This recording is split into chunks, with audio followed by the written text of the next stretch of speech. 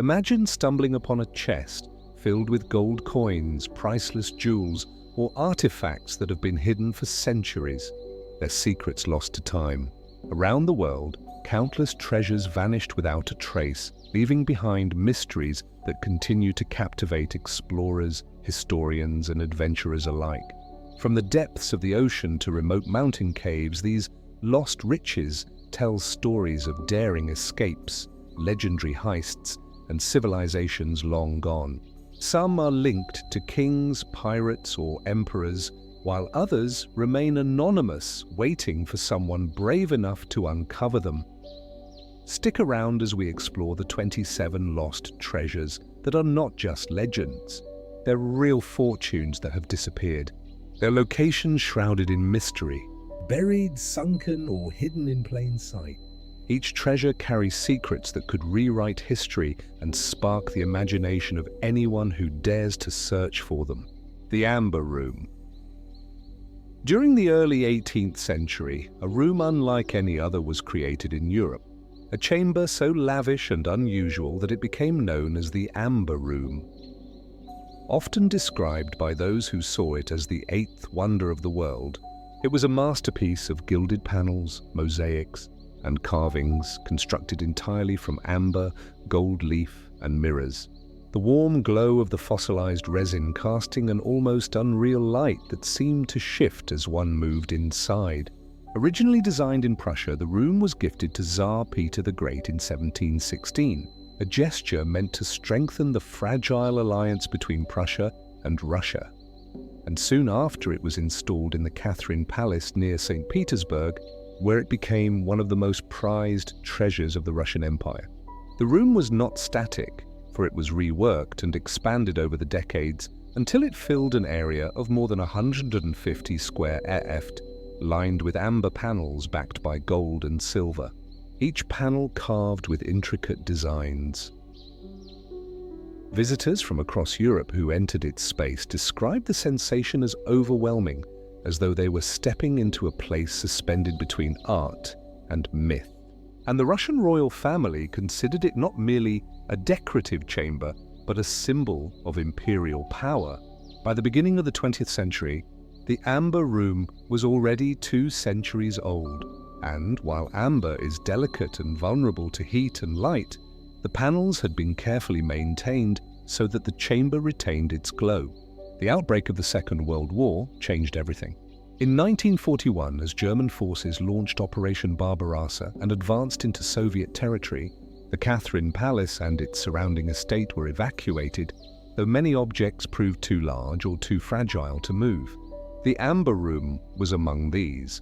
Curators attempted to remove the panels and ship them eastward to safety, but the brittle amber began to crack as soon as it was lifted from the walls. In desperation, staff tried to disguise the room by covering the panels with simple wallpaper, hoping to make them appear unremarkable to any soldiers who might enter. The attempt was futile. By October 1941, Nazi troops reached Pushkin, and the palace was occupied.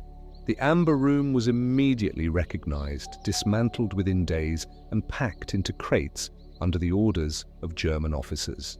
These crates were sent to Königsberg in East Prussia, now the city of Kaliningrad, where the room was reassembled inside Königsberg Castle.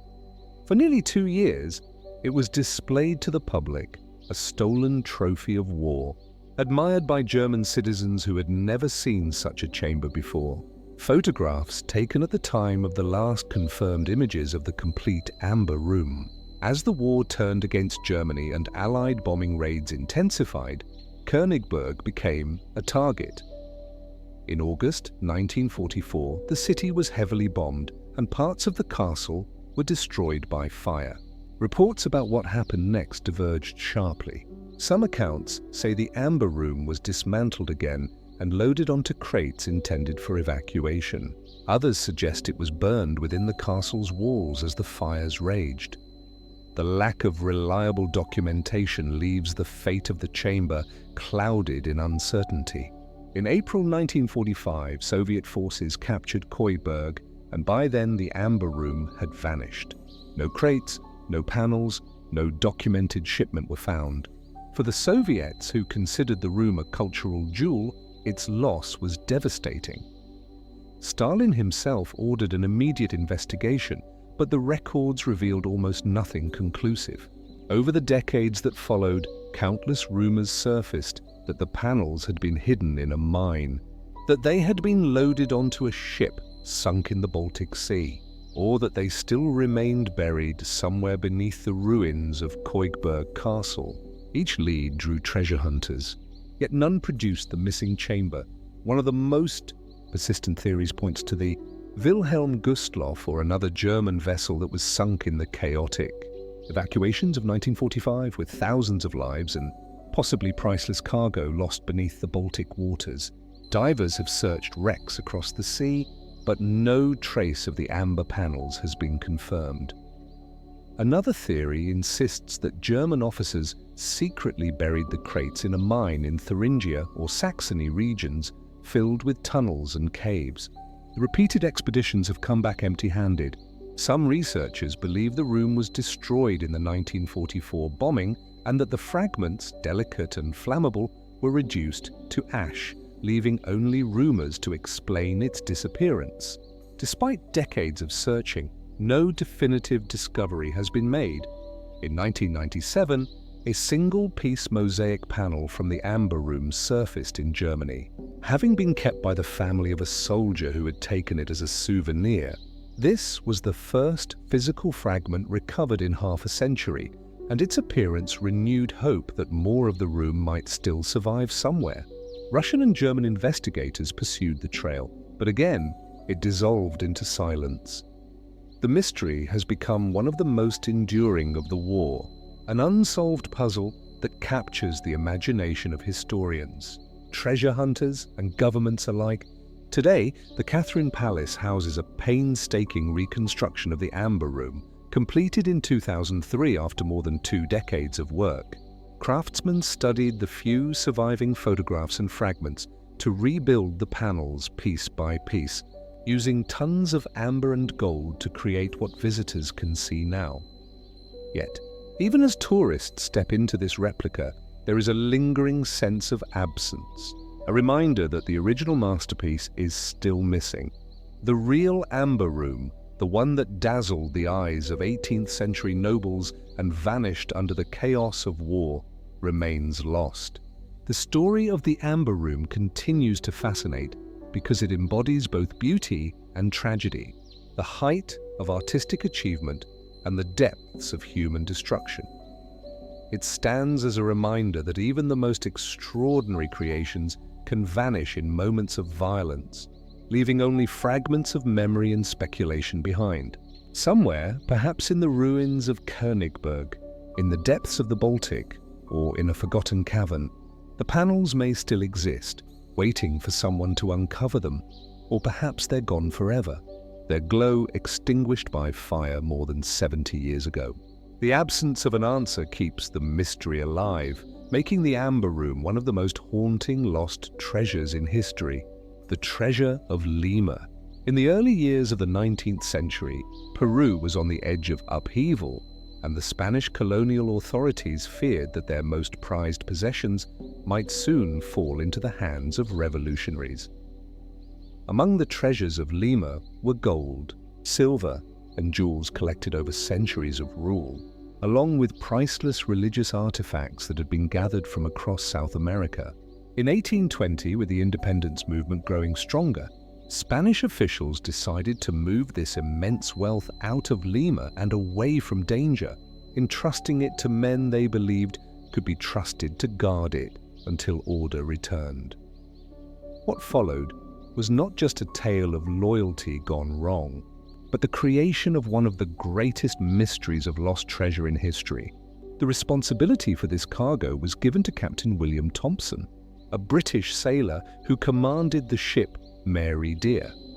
Thompson and his crew were ordered to sail the treasure away from Lima to safety, transporting it to Mexico for safekeeping.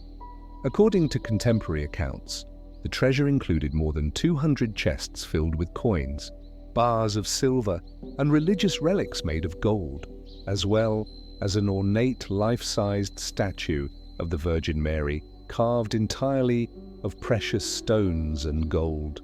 The estimated value at the time was staggering, and in today's terms, it would be worth well over $1 billion. To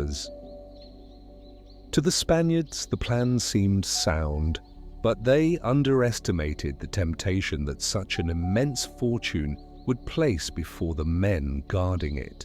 Instead of carrying out the mission, Thompson and his crew betrayed their employers.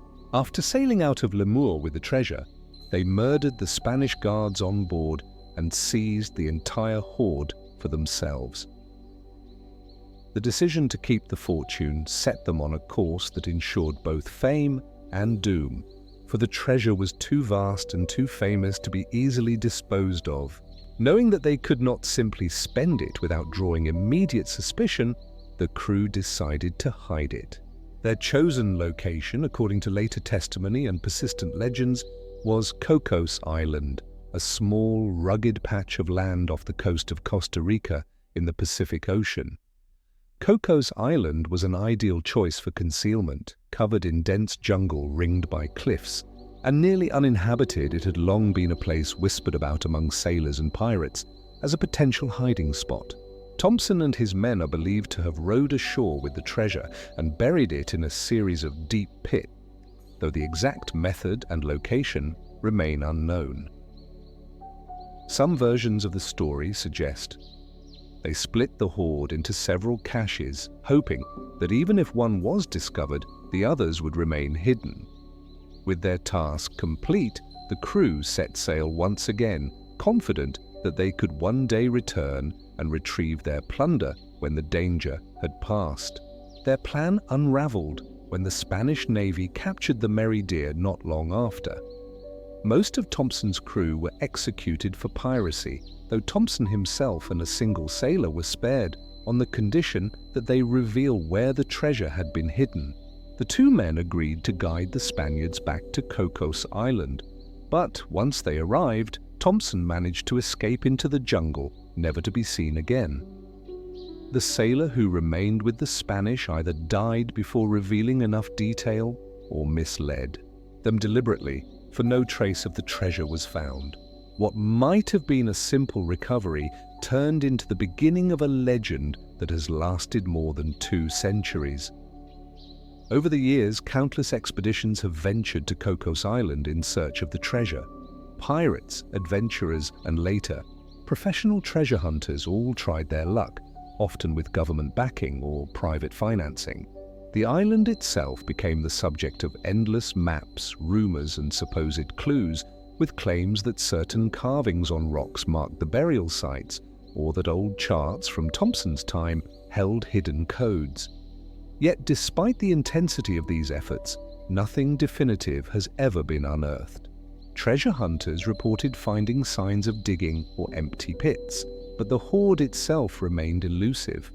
An American explorer, August Gistler, became one of the most renowned treasure hunters when he relocated to Cocos Island in the late 1800s, devoting almost 20 years to excavating its soil. He claimed to have uncovered a few gold coins, but never anything that matched the vast scale of the Lima treasure.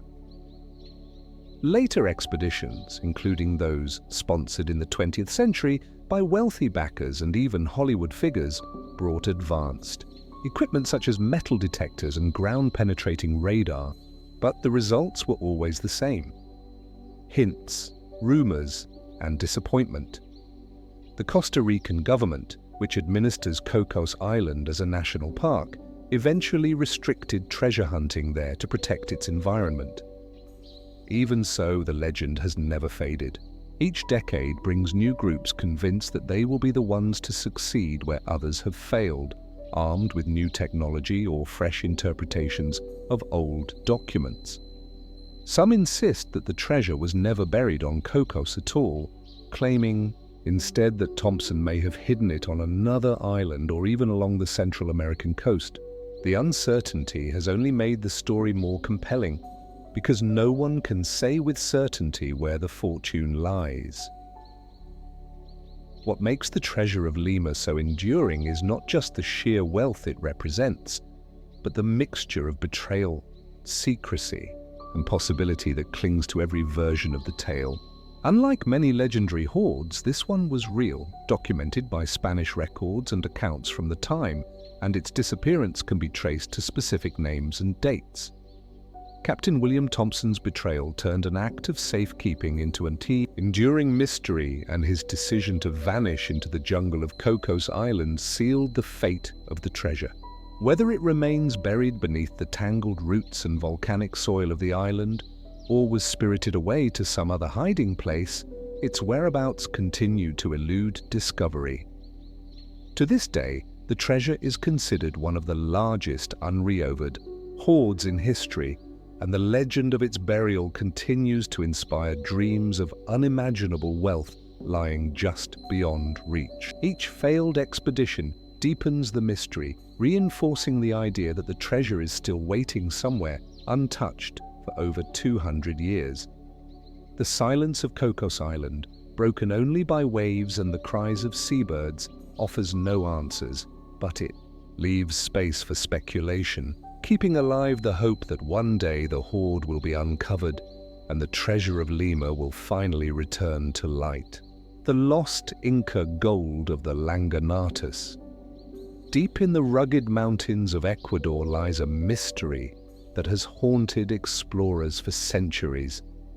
A story tied to the final days of the Inca Empire and the immense wealth they tried to protect. When the Spanish Conquistador Francisco Pizarro captured Atahualpa, the last great emperor of the Incas, in 1532, a ransom was demanded for his release. The price was staggering: a room filled with gold and 2 more rooms filled with silver. An offering so vast it required the resources of an empire to assemble. From Cusco to Quito, treasures were gathered, and caravans of llamas carried ornaments, statues, and precious metal toward the city of Cajamarca, where Atahualpa was held. According to chroniclers, much of this ransom did arrive, enough to fill a chamber with gold up to the height of a man's arm. But before the payment could be completed, Pizarro ordered Atahualpa executed in July 1533, a betrayal that shattered any trust the Inca still held. In the wake of his death, loyal generals and priests halted the transport of the remaining treasure, choosing instead to hide it from the Spaniards who had already revealed their cruelty. This is where the story of the lost gold begins, for the missing portion of the ransom was said to be hidden somewhere in the Langanatas, a mountain range so remote and treacherous that even today it remains difficult to navigate. The Langanates are a harsh and unforgiving place filled with jagged peaks, heavy rainfall, and thick clouds that shroud the valleys in near-permanent mist.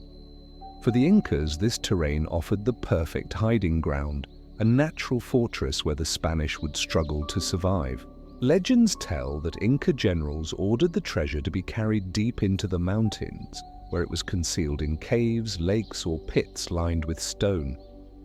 The exact location was known only to a select few, and with their deaths, the secret passed into legend. What makes the tale compelling is that Spanish records confirm that much of Atahualpa's ransom never reached Cajamarca, leaving a real question of where those riches went. Over the centuries, explorers and fortune seekers have risked their lives searching for gold. One of the most famous attempts came in the 16th century when Valverde, a Spanish priest who had lived among the Inca, was said to have learned the location of the treasure. Accounts claim that he returned to Spain wealthy and passed down a map that described the hiding place in the Langanates. This map, known as the Valverde manuscript, became one of the most sought-after documents in treasure hunting history. Though its vague descriptions of mountains and rivers have confounded everyone who has tried to follow it, rumors and lingering scraps of Verde's chronicle continued to entice adventurers into the mountains, even generations later. In the 19th century, a man named Barth Blake claimed to have found evidence of the treasure while searching in the Langatus. According to letters he sent, he saw piles of gold ornaments, silver bars, and statues stored inside a hidden cavern, though he could not carry much out. Blake disappeared mysteriously before he could return, and neither he nor the cave was ever seen again. His writings, however, reignited the belief that the gold was real and still waiting. The conditions in the Langanites made every expedition perilous. Constant rains turned paths into rivers of mud, and thick forests swallowed landmarks, leaving searchers disoriented. Many expeditions ended with starvation, illness, or abandonment. Yet the allure of the treasure was so strong that new groups continued to press forward. Some returned, with tales of stone walls or carved steps in remote valleys, suggesting ancient constructions designed to conceal or guard something important. Others brought back little more than stories of hardship and loss. In the 20th century, modern explorers with better equipment tried to uncover the truth. Metal detectors, aerial surveys, and even helicopters were used to probe the mountains. Still no treasure was ever confirmed. In 1982, an expedition claimed to find tunnels and structures that hinted at in-core activity, but again, no gold appeared. Each supposed discovery seemed to vanish into the mist of the mountains, leaving behind only fragments of speculation. The Langanites had a way of swallowing not just men, but their stories, ensuring the mystery remained intact. Local legends added to the intrigue. People in the surrounding regions told stories of lakes where the in-core had thrown vast quantities of treasure to keep it out of Spanish hands. With Lake Yambo and Lake Langanati often named as possible hiding places, divers and explorers attempted to search these waters, but the depths were dark and dangerous and no clear evidence was recovered. To the communities that live near the mountains, the lost treasure was more than a legend. It was a reminder of betrayal and resistance, a symbol of wealth deliberately denied to the conquerors. The enduring question is whether the treasure truly still lies hidden in the Langanites, or whether it was scattered, melted, or lost forever in the centuries that followed. Skeptics argue that stories of the hoard grew with each retelling, inflating what may have been a smaller cache of valuables into a mythical fortune. Yet the absence of records for the missing portion of Atahualpa's ransom keeps the possibility alive. Because somewhere those riches must have gone, the mountains, untouched in many places, could still conceal what countless expeditions failed to uncover. What sets this legend apart from many others is the combination of confirmed history and enduring mystery. Atahualpa's ransom was real. The betrayal of his captors is well documented, and the missing treasure is not just a story invented after the fact. For that reason, the lost Inca gold of the Langanites continues to inspire fascination. It represents not only immense wealth, but also the clash of two worlds, the desperation of an empire trying to survive, and the cruelty of conquest that left its final secret buried in the mist. Even now, with modern technology capable of exploring places that once defeated entire armies, the mountains keep their silence. The Langanites stretch out with endless ridges and valleys, each one a potential hiding place for the lost ransom of an emperor. Whether the gold lies sealed within a cave resting at the bottom of a hidden lake or was destroyed long ago, no one has been able to give a final answer. The mystery remains suspended in the highlands of Ecuador, a legend of betrayal, wealth, and secrecy that still waits for resolution. The Confederate gold. When the American Civil War drew to a bloody close in the spring of 1865, the Confederate government was collapsing, its armies defeated and its leaders fleeing from advancing Union forces. In the chaos of those final weeks, one question began to stir whispers among soldiers, civilians, and historians alike. What became of the Confederate treasury, a collection of gold, silver, and valuable coins that was meant to keep the government functioning even as the South crumbled? The mystery has lingered for over a century, with stories of trains, wagons, and hidden caches sparking endless speculation about the treasure's fate. At Richmond, Virginia, the Confederate capital, fell on April 2, 1865, Government officials scrambled to gather what remained of the treasury. Accounts vary, but contemporary records mention hundreds of thousands of dollars in gold, silver, and paper currency being loaded onto trains alongside important documents and personal possessions of fleeing leaders. President Jefferson Davis himself was part of this desperate retreat, traveling southward with his cabinet, hoping to escape capture and perhaps continue the fight from safer ground. Guarded heavily at first, the treasury was believed to have followed Davis as far as Georgia. Reports suggest that part of the treasure was used along the way to pay soldiers and cover the costs of flight, but much of it vanished under circumstances that have never been fully explained. One of the most enduring stories claims that wagons laden with gold and silver left Georgia under the cover of darkness, bound for an unknown hiding place. Others maintain that Confederate officers buried the treasure when they realized capture was inevitable, preferring to conceal it rather than see it fall into Union hands. The lack of reliable documentation has left room for every theory, and over time, the story has become one of the South's greatest legends. In May 1865, Jefferson Davis was captured in Irwinville, Georgia, though no significant portion of the treasury was with him. This fueled the belief that somewhere along the route from Richmond southward, vast sums had been diverted, hidden, or stolen. Witnesses claimed to have seen wagons traveling into forests or mountains, while others described armed escorts disappearing into the night. Still, no official recovery followed, and Union forces never produced evidence that they had seized the hoard in its entirety. The mystery deepened as fragments of treasure occasionally surfaced, feeding the idea that the bulk remained hidden. For generations, hunters of treasure have chased the claimed trail of Confederate gold throughout Virginia, of the Carolinas in Georgia. Some believe it was hidden in small caches scattered to avoid detection, while others insist it was buried intact in a single location. Rumors place it in remote swamps, mountain caves, or beneath unmarked fields. In Lincoln County, Georgia, stories emerged of locals stumbling upon gold coins in the decades after the war, as if pieces of the missing fortune had been quietly unearthed. Yet no discovery has ever matched the scale of the original treasury. Legends also tied the treasure to secret Confederate organizations that formed after the war, such as the Knights of the Golden Circle.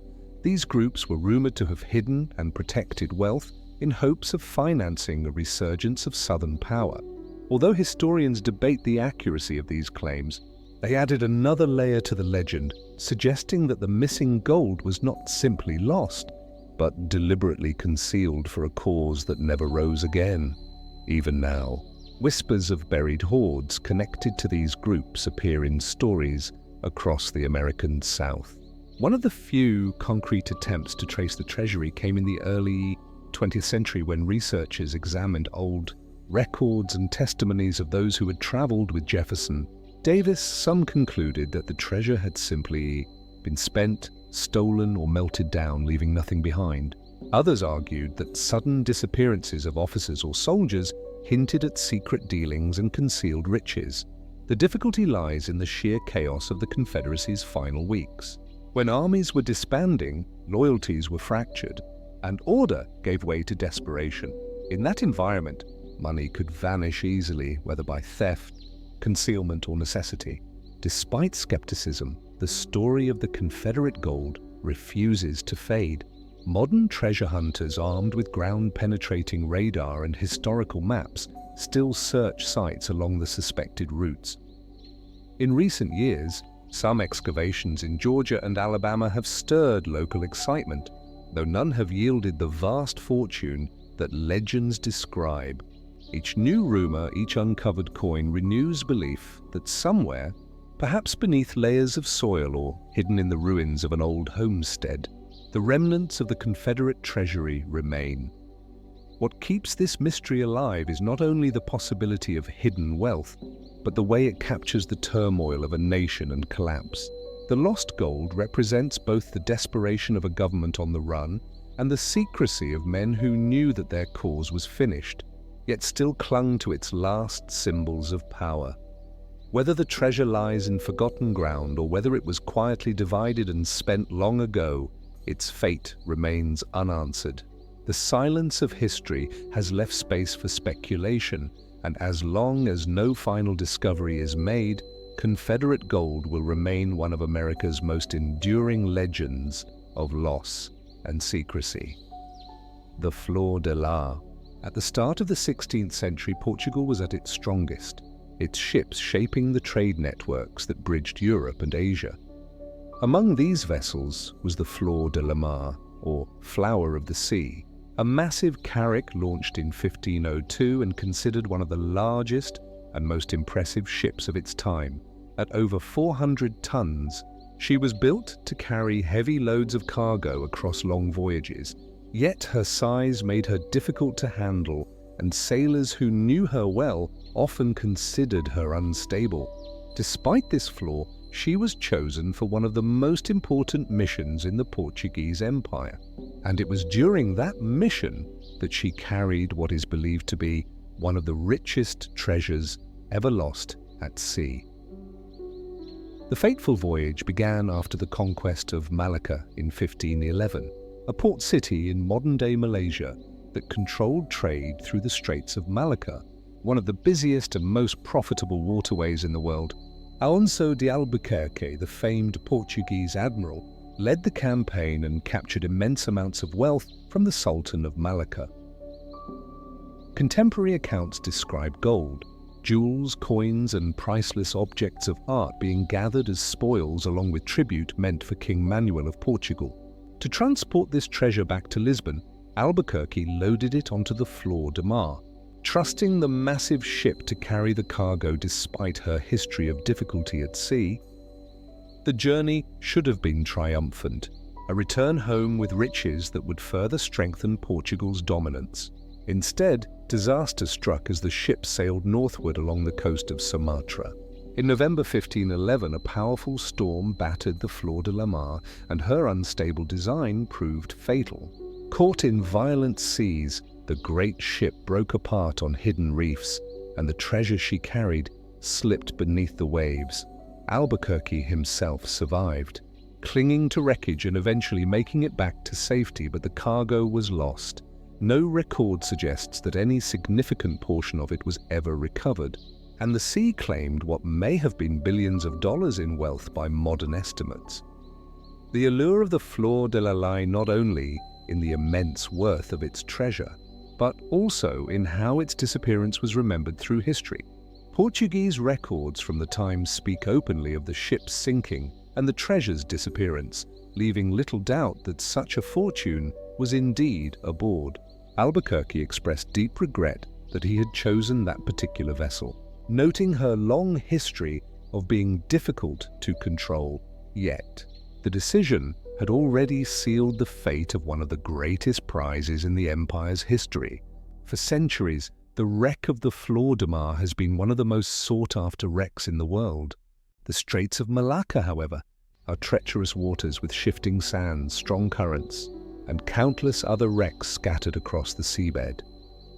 Finding a single 16th century ship amid such conditions is a monumental task, and many expeditions have ended without success.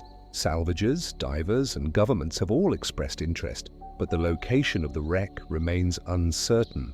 Some believe the treasure is buried beneath layers of silt and coral, while others argue that storms and shifting currents may have scattered it beyond recognition. The legends that grew around the lost treasure only increased its allure. Stories circulated of golden statues, chests filled with diamonds, and artifacts looted from Malacca's royal court lying untouched beneath the waves. Historians note that the cargo included gifts intended for the Portuguese crown, making it not just a fortune in monetary terms, but a collection of priceless cultural objects. Each generation of searchers has imagined what it might mean to recover such a hoard, but the sea has kept its silence. Attempts to locate the wreck intensified during the 20th century, with modern technology offering new possibilities. Sonar mapping, magnetometers, and underwater archaeology promised better chances of success. Yet, the straits continue to frustrate explorers. The waters are busy with shipping traffic, dangerous to navigate, and filled with hazards for divers. Even when promising sites were found, excavations often turned up the remains of other vessels rather than the fleur de lis. The absence of solid evidence has left many to wonder whether the wreck is simply beyond reach. In spite of the challenges, the ship still stands at the heart of one of maritime history's most enduring enigmas. Governments in the region have expressed concerns over salvage rights, as the treasure, if found, would have immense historical and cultural value. Malaysia and Indonesia both claim connections to the wreck's location, and Portugal itself maintains that the treasure is part of its national heritage. The legal disputes only add another layer to the story, reminding us that even if the treasure were discovered, questions of ownership would make its recovery anything but simple. The ship's lasting fascination lies in the tension between certainty and speculation. Unlike many tales of lost treasure, this story is grounded in solid history with detailed records of the ship, the conquest of Malacca, and the storm that sent it to the bottom. The missing fortune is not legend, but reality, a documented hoard that has eluded discovery for more than 500 years. That absence of resolution keeps the mystery alive, drawing divers and dreamers to the Straits of Malacca in hopes of solving one of the ocean's greatest puzzles. Though present-day salvage companies probe the ocean floor, the elusive fleur de lis remains hidden from discovery. Whether it lies buried deep beneath silt, broken beyond recognition, or still intact in some forgotten corner of the seabed, no one can say for certain. What is clear is that the sea has guarded its secret well, and until someone finally locates the wreck, the treasure of the fleur de lis will remain one of the most coveted and unattainable fortunes in history. The Oak Island Mystery. Off the coast of Nova Scotia, in a place where fog drifts across the sea and the shoreline looks quiet and ordinary, lies Oak Island, a small patch of land that has drawn the attention of treasure hunters for over 2 centuries. The story begins in 1795 when a young man named Daniel McGuinness explored the island and noticed a curious depression in the ground, the kind of feature that looked unnatural, as if someone long ago had dug and covered something. Together with 2 friends, he started to dig, and what they found set in motion one of the most enduring mysteries in North America. As the men dug deeper into the soil, they discovered layers of wooden planks placed at regular intervals, as if deliberately buried to protect or conceal something below. Every 10 FT they found another wooden platform, and this pattern continued until the dig became too dangerous for them to continue. Word spread quickly, and others came to the island certain that the site, which would become known as the Money Pit, held a treasure buried long ago, perhaps by pirates or even secret societies. From that moment forward, countless attempts were made to uncover the pit's secret, but each attempt ended with frustration, danger, or tragedy. The early expeditions in the 19th century gave the pit its reputation for being cursed. Workers reported that as they dug deeper, the holes suddenly filled with water, flooding everything and making it impossible to continue. Some believed this was no accident, but part of a complex trap system designed to protect the treasure. By the 1840s, companies had invested large sums of money to drain the pit, only to discover that channels connected it to the sea. Every effort to bail out the water failed, and the diggers could only conclude that whoever had built this construction centuries earlier had gone to great lengths to ensure the treasure would not be easily taken. Different explanations have been suggested over the years about what truly lies below. Some claimed it was the lost treasure of the infamous pirate, Captain Kidd, hidden away in the late 17th century. Others suggested it might be the work of the French or the British, storing riches from war. More imaginative ideas proposed that the Knights Templar had crossed the Atlantic with their sacred relics and buried them in Oak Island soil, leaving behind a labyrinth to guard them forever. Without proof, each theory fueled more speculation, and the legend only grew stronger with every failed attempt to solve the mystery. The danger of the site became all too real as accidents and deaths marked the search. In 1861, a boiler exploded during one excavation, killing a worker. Later, tragedies added to the island's dark reputation with stories of 6 men losing their lives in total during different digs. Superstitions arose claiming that 7 people must die before the treasure would finally be revealed. And this idea gave the legend an eerie and unsettling aura. Even so, the lure of treasure was too strong, and new expeditions kept arriving, equipped with the latest technology of their time, hoping to succeed where others had failed. A particularly intriguing find occurred in 1897 when searchers reported drilling into the pit and retrieving fragments of a gold chain, pieces of parchment, and traces of metal. These small finds suggested that something valuable was indeed buried below, though nothing more was recovered. In later years, stone carvings and mysterious symbols were said to have been unearthed, including a famous inscribed stone allegedly found at a depth of 90 feet. According to reports, it bore strange markings interpreted by some as a warning that immense treasure lay below, but would be lost if disturbed. Whether authentic or not, the stone only deepened the sense of mystery. Time and again, during the 20th century, explorers tried to overcome the money pit, only to be thwarted by stubborn natural and engineering barriers. Flood tunnels thwarted pumps and drilling rigs. Cave-ins ruined progress, and the sheer expense of each attempt bankrupted many investors. Even the celebrated Franklin Delano Roosevelt, long before he became President of the United States, was once involved in an Oak Island expedition, and his interest in the mystery lasted his entire life.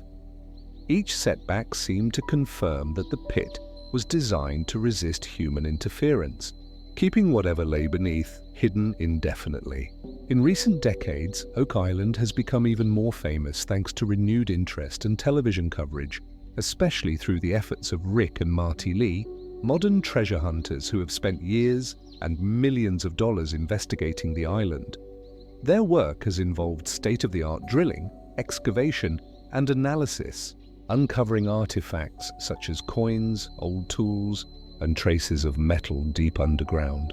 Yet the ultimate treasure has still not been brought to light, and the central question remains as mysterious as ever.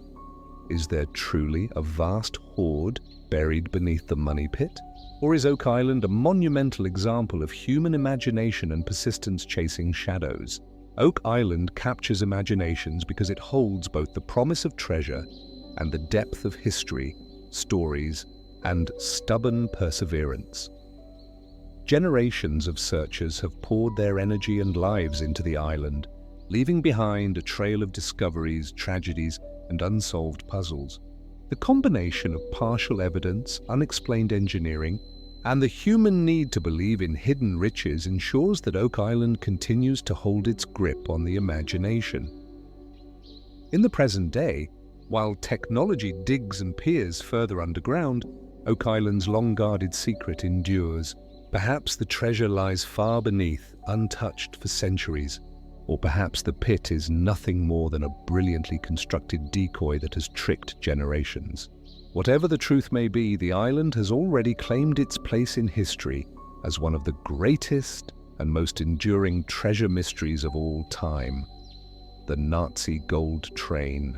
When the final months of the Second World War brought chaos to Europe, whispers began to spread about a German train loaded with unimaginable riches disappearing somewhere in the mountains of Poland.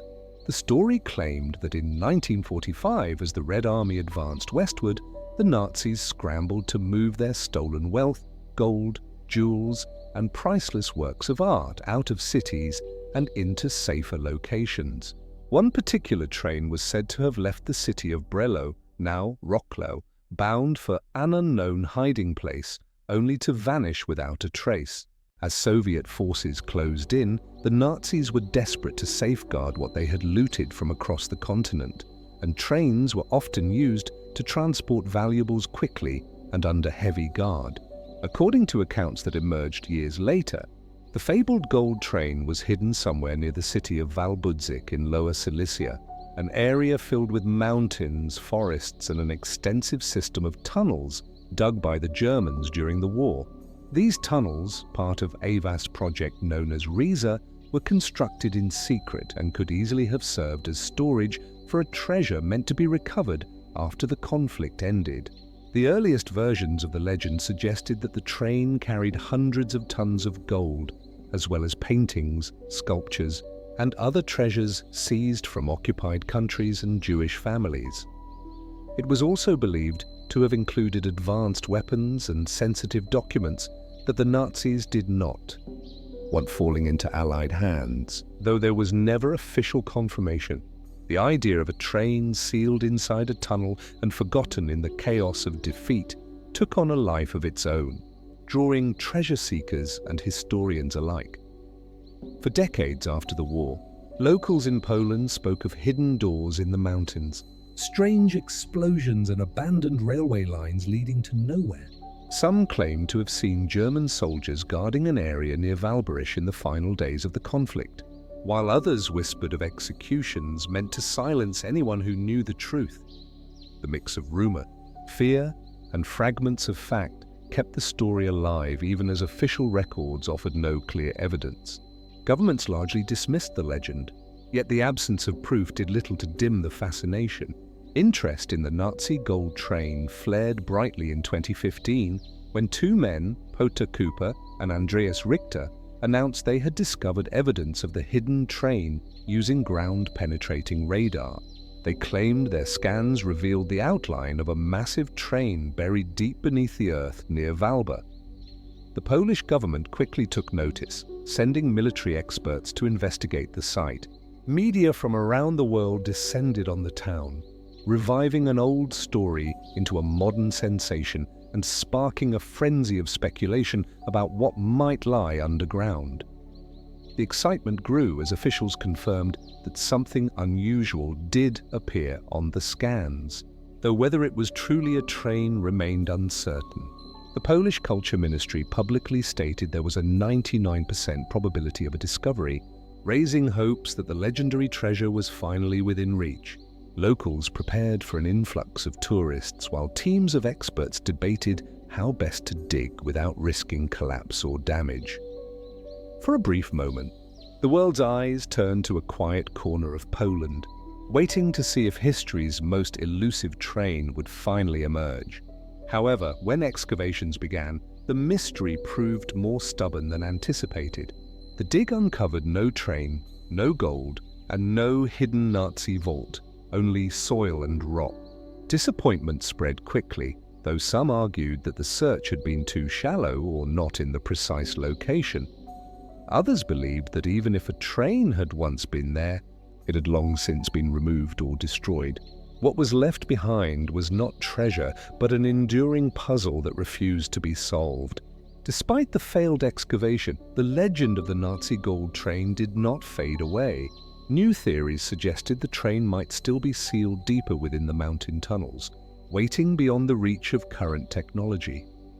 Some proposed that the Nazis had engineered elaborate traps, flooding chambers or sealing entrances with explosives, making recovery nearly impossible. The secrecy of the Riesa project, much of which remains unexplored, only added weight to the idea that something valuable could still lie hidden underground. The lasting enigma of the gold train reflects both the staggering wealth plundered in the war and how legends flourish where history is incomplete.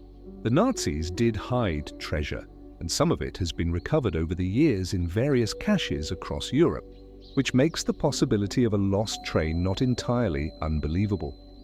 Each small discovery of stolen art or gold bars found elsewhere keeps the story alive, fueling the hope that a larger prize still waits in the Polish mountains.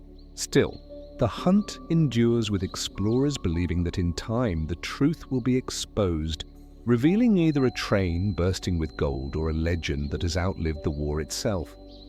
What remains certain is that the tale of the Nazi gold train has become part of modern folklore, a a story where fact and imagination blur, and where the promise of hidden riches continues to draw those willing to chase shadows through tunnels, forests, and history itself. The Beale Ciphers treasure. The first years of the 1800s brought Thomas J. Beale to Lynchburg, Virginia, holding close a secret that would haunt history for centuries. The tale goes that Beale and a group of companions had ventured west, possibly into New Mexico, where they stumbled upon a rich deposit of gold and silver. After mining a fortune, they transported the treasure back east and hid it in a secure spot somewhere in Bedford County. To safeguard the location and details, Beale created 3 separate ciphers, each holding part of the key to the mystery, before vanishing without a trace. Not long after, in 1822, Beale reportedly entrusted a locked iron box to an innkeeper named Robert Morris, instructing him to keep it safe until his return. Beale promised that inside were papers of great importance, which would be explained in a letter sent later. That letter did eventually arrive, but Beale never came back. And Morris, after waiting years in vain, finally opened the box. Within, he discovered the 3 coded messages, each written with numbers instead of words. A puzzle that seemed unbreakable without a proper key. One of these ciphers was eventually solved, and it revealed an astonishing claim. The message described a cache hidden in the Virginia countryside, containing thousands of pounds of gold, silver, and precious jewels. A hoard so vast it would be worth tens of millions in today's money. The other 2 ciphers supposedly contained instructions on the exact location of the treasure and a list of the men involved and their families, but no one has ever succeeded in fully unlocking them. As word of the papers spread, treasure hunters, scholars, and cryptographers all tried their hands at cracking the code. The solved message had been deciphered by using the United States Declaration of Independence as the key, with each number in the cipher referring to a word in the document. Yet, this method did not work for the other 2, leading to endless debates over whether the story was genuine or a clever hoax. Still, the promise of unimaginable wealth buried somewhere in Virginia drew searches by the thousands. Throughout the 19th and 20th centuries, expeditions combed the hills and valleys of Bedford County, armed with shovels, maps, and sheer determination. Many locals spoke of strangers digging holes in the middle of the night, convinced they were only inches away from unlocking Beale's secret. The area around Montvale, in particular, became a hotspot for speculation, as it was believed the treasure might have been buried beneath stone mounds or near old landmarks that no longer exist. Some hunters claimed to have found strange marks carved into rocks or trees, though nothing ever led to the fortune itself. A pamphlet titled The Beale Papers, published in Lynchburg in 1885, brought the mystery to prominence, allegedly recording Morris's story as later relayed to a confidant. The pamphlet included the 3 ciphers, sparking waves of new attempts to decode them. While many readers were enthralled, others suspected the entire tale might have been fabricated as a way to sell copies of the booklet. Skeptics argued that no record of Thomas J. Beale or his companions could be found, and that the writing style of the pamphlet suggested invention rather than fact. Doubts aside, the Beale ciphers remain firmly lodged in legend. Cryptographers from around the world have tested countless methods, from using other historical documents to mathematical techniques, but no definitive breakthrough has come. The FBI during the 20th century even received letters about the treasure, though it never officially investigated the matter. Modern codebreakers armed with computers have joined the effort, but the 2 unsolved ciphers remain stubbornly silent. Its timeless appeal comes from offering both a touch of history and a puzzle that continues to entice. Bedford County's landscape, with its rolling hills, forests, and hidden caves, provides a believable setting for a hidden hoard. The connection to America's early years, along with the romance of secret codes and lost fortunes, ensures that each generation rediscovers the mystery. Even today, locals warn of amateur diggers trespassing on private land in the hope of striking gold. What remains certain is that the Beale treasure story has taken on a life of its own, becoming part of Virginia folklore and one of the most famous unsolved codes in history. Whether a real fortune lies buried beneath the earth, or whether the tale was the invention of a clever storyteller, the allure of the ciphers continues to spark the imagination.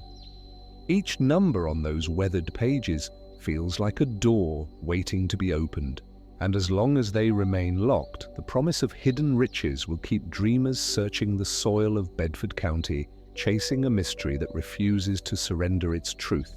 The San Miguel Galleon. At the height of Spanish influence in 1551, the San Miguel emerged, part of fleets that vied the wealth of faraway colonies through treacherous oceans. The San Miguel was one of the earliest Manila galleons built to sail the treacherous Pacific route between the Philippines and New Spain, bearing cargoes of silks, porcelain, spices, and gold. These voyages were perilous, with storms, piracy, and the sheer length of the journey always threatening disaster. Yet, they were vital for the Spanish crown, linking Asia with the Americas and through them Europe. It was in 1551, only a few decades after the first galleons began crossing those waters, that the San Miguel set sail with a precious load said to be worth a fortune. Records describe its departure from Cebu, laden with silver and rich goods destined for Acapulco, a port that had quickly become the heart of the Pacific trade. Captained by Juan de Arellano, the vessel never completed its journey, vanishing in the violent seas of the Pacific before ever reaching Mexico. No wreckage was recovered, and no survivors were reported, leaving behind little but rumor and the whispers of unimaginable wealth lost to the ocean. Generations of sailors and merchants spoke of the galleon's disappearance with a mix of awe and sorrow, for the cargo aboard was said to have been enormous, possibly rivaling later shipments that defined the Manila trade. Historians have noted that while the San Miguel was not as well documented as later galleons, its place as one of the first to sail the route gave it a near-legendary status. Its fate became part of the larger saga of Spain's efforts to connect its farthest territories, a reminder that for every treasure that reached Seville or Madrid, there were others swallowed by storms and reefs. The absence of concrete evidence allowed the tale of the San Miguel to drift into the realm of legend, with treasure hunters speculating about where its wreck might lie. Some suggested it went down near the Marianas. Others believed it may have foundered closer to the Philippines, while a few imagined it had strayed far from course, perhaps nearing the coast of California before sinking. Without survivors to clarify its final hours, the possibilities were endless, and each theory only added to the mystery that grew around its name. Centuries later, as divers and explorers began probing the seabed for the remains of lost galleons, the San Miguel stood high among their targets. The lure of porcelain from China, worked silver, gold coins, and the personal belongings of wealthy passengers made the search more than an academic pursuit. It was a dream of riches hidden beneath coral and sand. Expeditions in the 20th and 21st centuries scoured regions of the Pacific once suspected of being its grave. Yet the vastness of the ocean and the lack of a clear record made the effort daunting. What gives the San Miguel its particular allure is not only the possibility of treasure, but also the symbolic weight it carries. This vessel was among the pioneers of one of the most important trade routes in history, a path that for 250 years connected Asia and the Americas in a continuous exchange. To find the San Miguel would not merely be to uncover riches, but also to recover a piece of the earliest chapter of this maritime saga. A glimpse into the dangers faced by sailors who dared to link two worlds by sea. Stories of the lost galleons still stir the imagination in places touched by the Manila trade. From the Philippines to Mexico to Spain itself, local legends occasionally mention sightings of ancient timbers or cargo washed ashore, though none have ever been tied definitively to the San Miguel. In Mexico, Old families told tales of ancestors waiting for a shipment that never came. While in the Philippines, it was remembered as an early example of how the sea could claim even the strongest ships. These recollections keep alive the sense that its cargo may yet be resting beneath the waves, untouched for nearly 5 centuries. In the end, San Miguel's fate remains a question without an answer, part of the long list of treasures lost at sea during the Age of Empires. Whether lying in shallow waters hidden by reefs or in a deep trench beyond reach, its wreck has never revealed itself. Though the possibility continues to drive both scholarship and adventure, as long as people dream of lost fortunes and the mysteries of the ocean, the San Miguel will endure as one of history's most tantalizing maritime enigmas, a ship whose story blends fact and legend into a single enduring mystery, the treasure of the Knights Templar. The Knights Templar's story unfolds in the early 12th century, an era when Europe burned with the passion of the Crusades, and the Holy Land was seen as both a remote Eden and a theatre of war. Founded around 1119 in Jerusalem, the order was initially tasked with protecting pilgrims traveling to sacred sites, but it quickly grew into one of the wealthiest and most powerful organizations of medieval Europe. The Templars accumulated castles, lands, and a treasure so vast that rumors of its existence inspired fear and fascination alike, stretching across centuries and continents.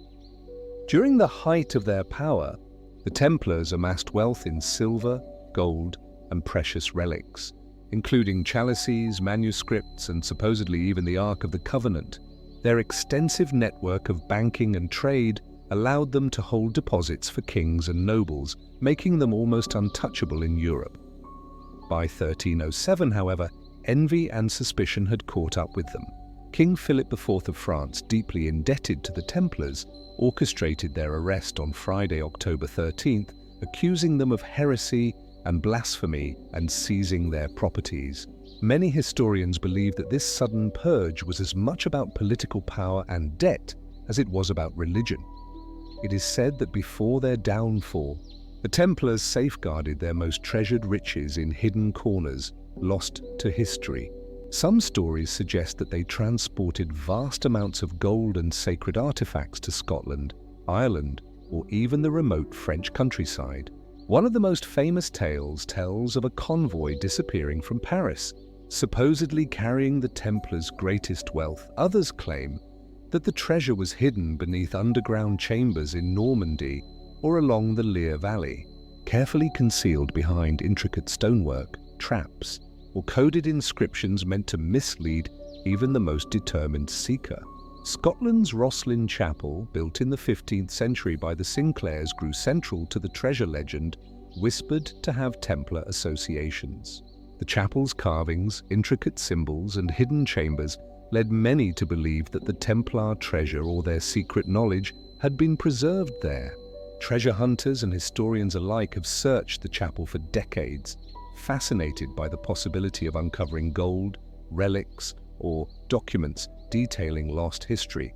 Despite extensive exploration, the truth remains elusive, feeding the mystery even more. Stories of Templar gold are not limited to Europe. Some accounts claim that the treasure was secretly carried to Portugal or Spain, where loyal knights awaited the right moment to reveal it. In Portugal, the Order of Christ, which succeeded the Templars, is said to have safeguarded parts of the treasure, integrating it into the wealth that funded voyages of discovery during the 15th century. This connection links the Templar legend to the era of exploration, suggesting that some of the riches may have crossed the Atlantic long before the Spanish galleons sailed from the New World. The search for the treasure of the Knights Templar continued well into modern times, inspiring books, films, and countless expeditions. Some treasure hunters have used old maps, cryptic manuscripts, or coded inscriptions believed to have been left by the Templars themselves. Each clue, whether in a library archive or carved into a medieval church, seemed to promise revelation. Yet the treasure's exact location remained just out of reach. The blend of fact, myth, and speculation created a story that grew taller with each generation, making the Templar treasure one of the most enduring legends of lost riches. The magnetism of the Templar stash captivates anyone longing to unearth history's obscured stories. Whether in underground vaults, hidden chests, or deep forests, the idea that gold relics or sacred manuscripts might still lie undisturbed drives both imagination and adventure. Researchers point out that some elements of the legend are likely exaggerated, yet the tantalizing possibility of discovery keeps the search alive. Historians and enthusiasts debate whether the treasure ever existed as described or if it was purely symbolic, representing the power and wealth of an order that could not be destroyed entirely, even by kings. Ultimately, the Knights Templar treasure remains one of history's most mysterious and seductive legends. It is a story of devotion, betrayal, and wealth that vanished without a trace, leaving only tantalizing hints scattered across Europe. From hidden manuscripts to carved stones and secret tunnels, each fragment of evidence fuels the imagination, suggesting that some part of the treasure may still exist, waiting to be found by those daring enough to follow the centuries-old trail. The legend endures, a reminder of an order that once held immense power and wealth, and of a secret that the world continues to seek but may never fully uncover. The Lost Dutchman's Mine. In Arizona's sun-baked deserts, the legend of the Lost Dutchman's Mine takes shape as the Superstition Mountains loom like jagged fangs, their rocky faces guarding secrets that have captivated hunters of treasure for more than a century. Jacob Waltz, a German immigrant known as the Dutchman despite his heritage, is said to have discovered a rich vein of gold in the 1870s, though he never revealed its location.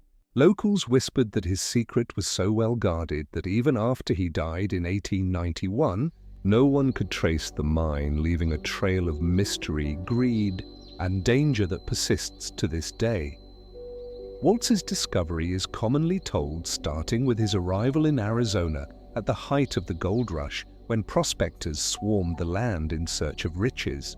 He reportedly mined gold in secrecy, taking only what he needed while carefully marking paths and hiding clues in the harsh landscape.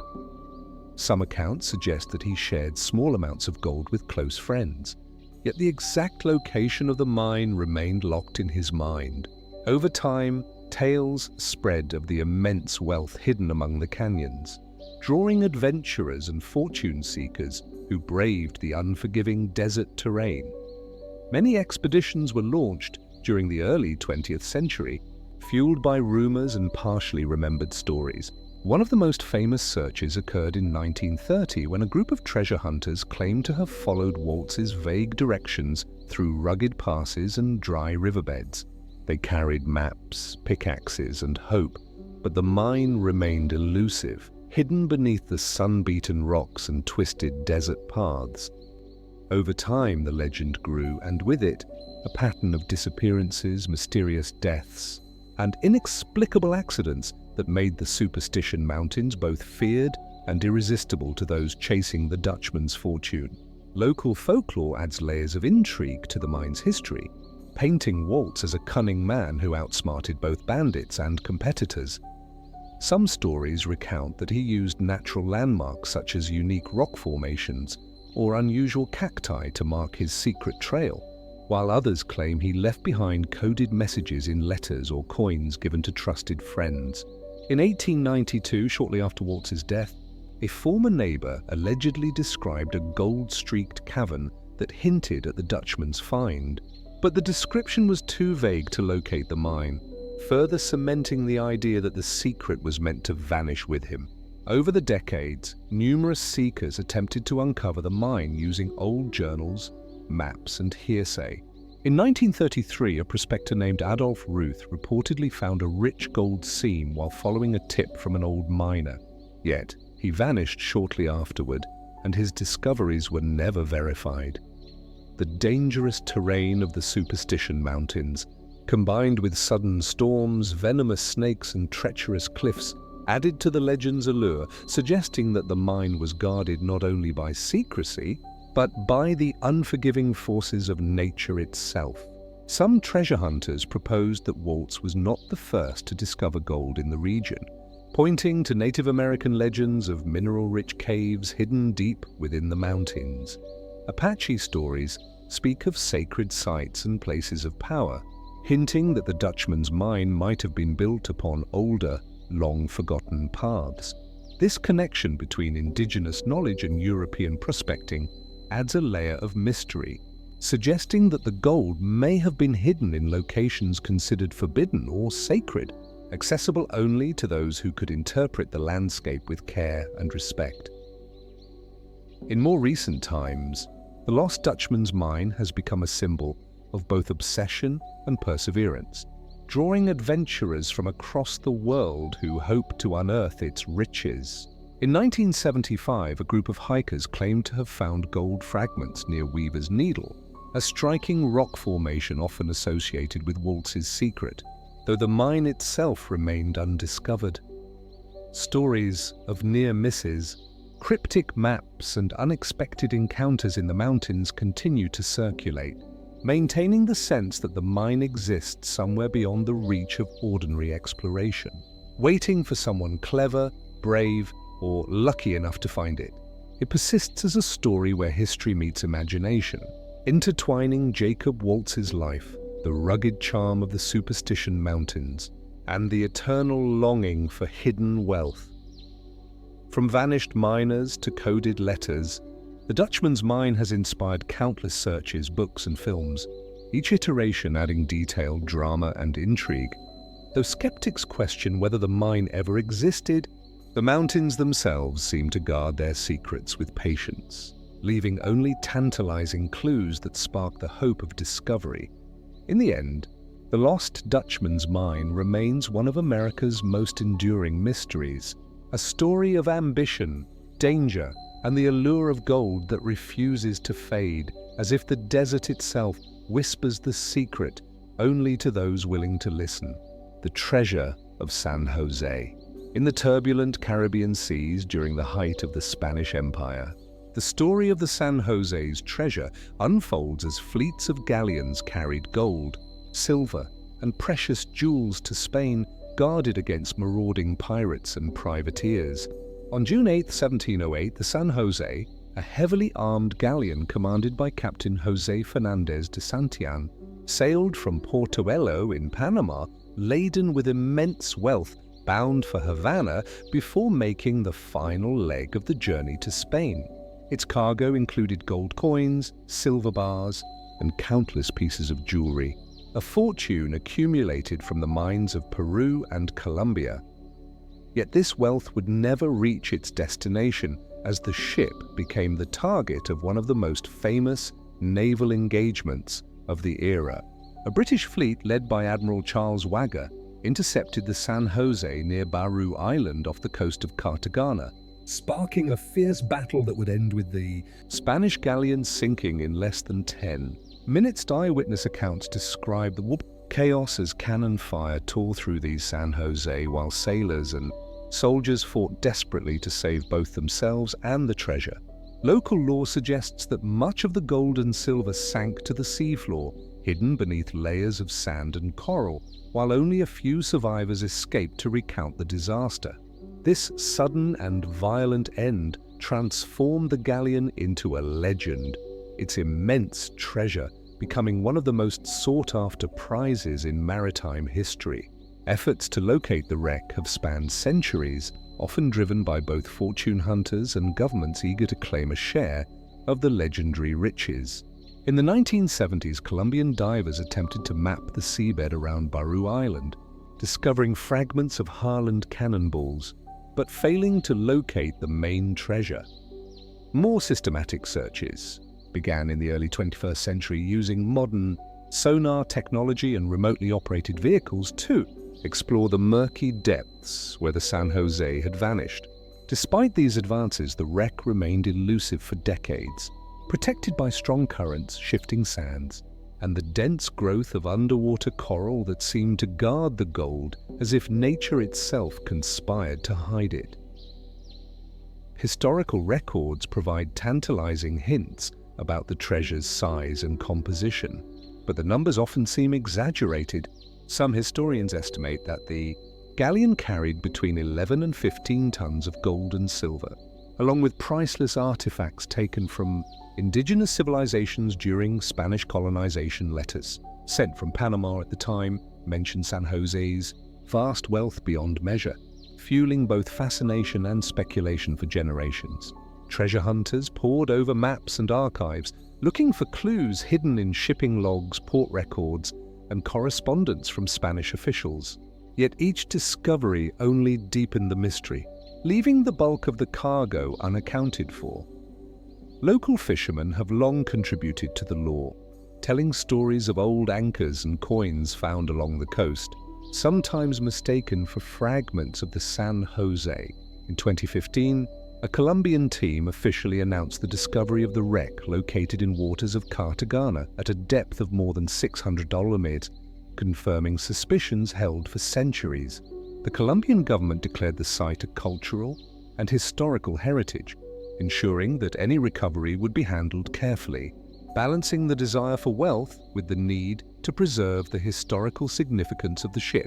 This announcement reignited global interest, drawing historians, divers, and adventurers eager to witness the relics of a sunken empire.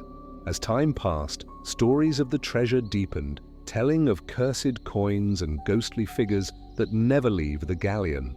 Some stories claim that the Spanish crew buried secret caches on nearby islands before the ship sank, while others suggest that pirates attempted to claim the cargo but were foiled by storms or Spanish naval patrols. These legends add an air of romance and danger to the search, creating a narrative that blends historical fact with folklore, inspiring books, documentaries, and treasure hunting expeditions that continue to this day. The cultural and historical importance of the San Jose extends beyond its monetary value, reflecting the era of colonial exploitation, maritime warfare, and the global movement of wealth during the 17th and 18th centuries. Scholars study the ship to understand shipbuilding techniques, the organization of Spanish fleets, and the logistics of transporting treasure across the Atlantic. Artifacts recovered, including coins and cannonballs, offer insight into the daily lives of sailors and soldiers, the strategies of naval combat, and the economic networks that tied the Americas to Europe. In this way, the treasure represents both a literal fortune and a symbolic connection to a past marked by ambition, danger, and empire. Capturing imaginations even today, the saga of the San Jose mixes the excitement of discovery with echoes of the past. While the bulk of its gold and silver may remain lost to the depths, the galleon's legacy endures in the stories told by historians, divers, and locals along the Colombian coast. Each expedition, each sonar scan, and each recovered artifact reminds the world that the treasure of the San Jose is not merely a pile of gold, but a bridge to a moment in time when empires collided, fortunes were made and lost, and the sea held secret that no map could fully reveal, keeping the mystery alive for anyone daring enough to seek it. The lost treasure of Victoria Peak. A sharp wind swept across the rugged New Mexico landscape, carrying with it the secrets of a mountain that had guarded a treasure for more than a century. Victoria Peak, a jagged silhouette against the desert sky, had long been whispered about in local towns as the hiding place of unimaginable riches. Stories claimed that gold, silver, and priceless artifacts had been secreted away there by the mysterious outlaw Butch Cassidy, or perhaps by members of the Apache tribe who once roamed these lands. Each rumor added layers to a legend that refused to die, drawing treasure hunters who dreamed of striking it rich. Beneath the mountains, harsh cliffs, narrow canyons twisted like natural corridors, challenging every explorer who dared to enter. In 1937, a prospector named Milton Doc Noss claimed he had discovered the entrance to a hidden cavern filled with gold bars and treasure beyond imagination. Noz reportedly spent years mapping tunnels and gathering supplies, determined to secure his fortune. Though he returned repeatedly with more equipment, he vanished from public life, and the location of his find became a tantalizing mystery that sparked decades of speculation. Men came from all over to scour Victoria Peak. There, feverish quest captured in the local newspapers of the 1940s, they carried pickaxes, shovels, and hopes that the stories of Noz and others were true. Witnesses described hearing strange echoes in the mountains and spotting unmarked camps that seemed to appear overnight. Some believed the treasure was cursed, protected by the restless spirits of those who hidden it, while others insisted it was simply a matter of determination, patience, and luck. Claims of official participation only thickened the aura of secrecy around the mountain. During the late 1950s, the US Army reportedly conducted secret excavations, claiming to search for evidence of mineral deposits. Locals whispered that soldiers moved in and out under the cover of darkness, carrying strange equipment and refusing to answer questions. Some speculated that the government had discovered Noz's treasure long before anyone else, while others insisted the military found only empty tunnels, adding more mystery than answers. Betrayal and rivalry were themselves into the lore, intensifying the treasure hunt. Noz himself reportedly invited partners into the search, only to have disputes end in violence and mistrust. In one account, a fellow prospector claimed he'd seen Noz beaten by an unknown assailant, leaving behind clues that hinted at the treasure's location. These fragmented stories fueled the imagination of those who came later, each new adventurer piecing together maps and diary notes in the hope of finding the hidden gold. The landscape itself seemed to conspire against those who sought the treasure. Sweltering heat in the summer and icy winds in the winter made every expedition dangerous, while the jagged cliffs and sudden drop-offs tested even the most skilled climbers. Countless tunnels collapsed over the years, and some claimed that underground chambers had flooded, swallowing any evidence of treasure that might have existed. Yet, every hazard only seemed to enhance the mountain's mystique, drawing those willing to risk life and limb for the promise of wealth. Eyewitness accounts added further color to the legend. Some locals recalled seeing carts loaded with gold being hauled into secret caves late at night, while others claimed to have heard the clinking of metal deep underground. Hunters who had spent weeks searching in vain told stories of strange lights flickering inside the mountain or eerie sounds that seemed to follow them through the canyons. Whether these were tricks of the imagination or signs of the treasure's presence, they became part of the lore surrounding Victoria Peak. In the decades that followed, numerous expeditions tried to uncover the hidden fortune, each contributing new theories about its exact location. Maps drawn from Noz's notes, interpretations of Apache legends, and even aerial surveys were used in the search. Yet the mountain continued to guard its secret. Some believed the treasure had been removed long ago, perhaps by Noz himself, while others insisted it remained untouched, waiting for the one person clever or brave enough to claim it. History, mystery, and the human craving for adventure combined to keep the legend of Victoria Peak alive. Modern treasure hunters still trek into the mountains, carrying GPS devices and sophisticated tools, hoping to finally solve a puzzle that has confounded people for generations. Despite hundreds of years of speculation, the gold, silver, and artifacts said to lie within remain elusive, leaving the mountain as enigmatic and forbidding as it was when Milton Noz first dared to explore its depths. Rising from the desert even today, Victoria Peak serves as a quiet guardian, a symbol of the riches and risks that history keeps hidden. Hikers, historians, and fortune seekers alike are drawn to its slopes, captivated by stories of hidden riches and the thrill of the unknown. Whether the treasure is real or merely a legend, the mountain holds its secrets close, ensuring that Victoria Peak will continue to challenge those who believe in the possibility of extraordinary discovery. The Lost Faber eggs. Whispers of a royal fortune drifted through the corridors of history, centering on a series of exquisite Faber eggs that vanished during the chaos of the Russian Revolution. Crafted by the legendary jeweler Peter Carl Faber between 1885 and 1917, these jeweled eggs were masterpieces, each adorned with gold, enamel, and precious stones, often containing hidden surprises for the Russian imperial family.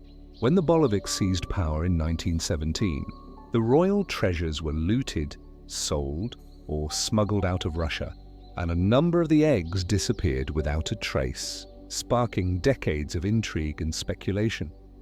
Collectors and historians have long debated the fate of the lost eggs, piecing together records from imperial inventories and private correspondence. One particularly famous egg, known as the Rothschild egg, surfaced in private collections only in the 21st century, demonstrating how some treasures could remain hidden for decades.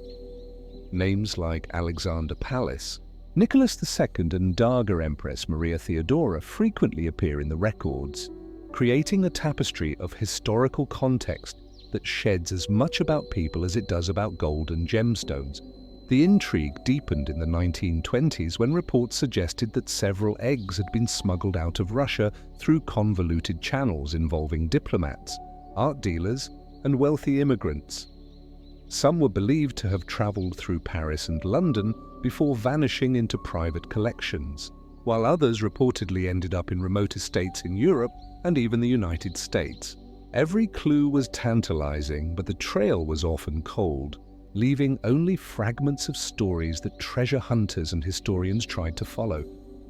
Records from the time describe eggs being exchanged quietly, sometimes even under coercion.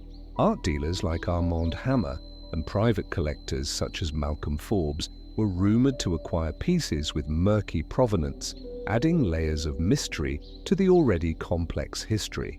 In one documented case, a Faber egg, once belonging to Empress Alexandra, was recovered decades later from a forgotten storage vault in Geneva, showing how treasures could remain hidden in plain sight for generations. Rumors also suggested that some eggs were lost or destroyed during periods of war and revolution.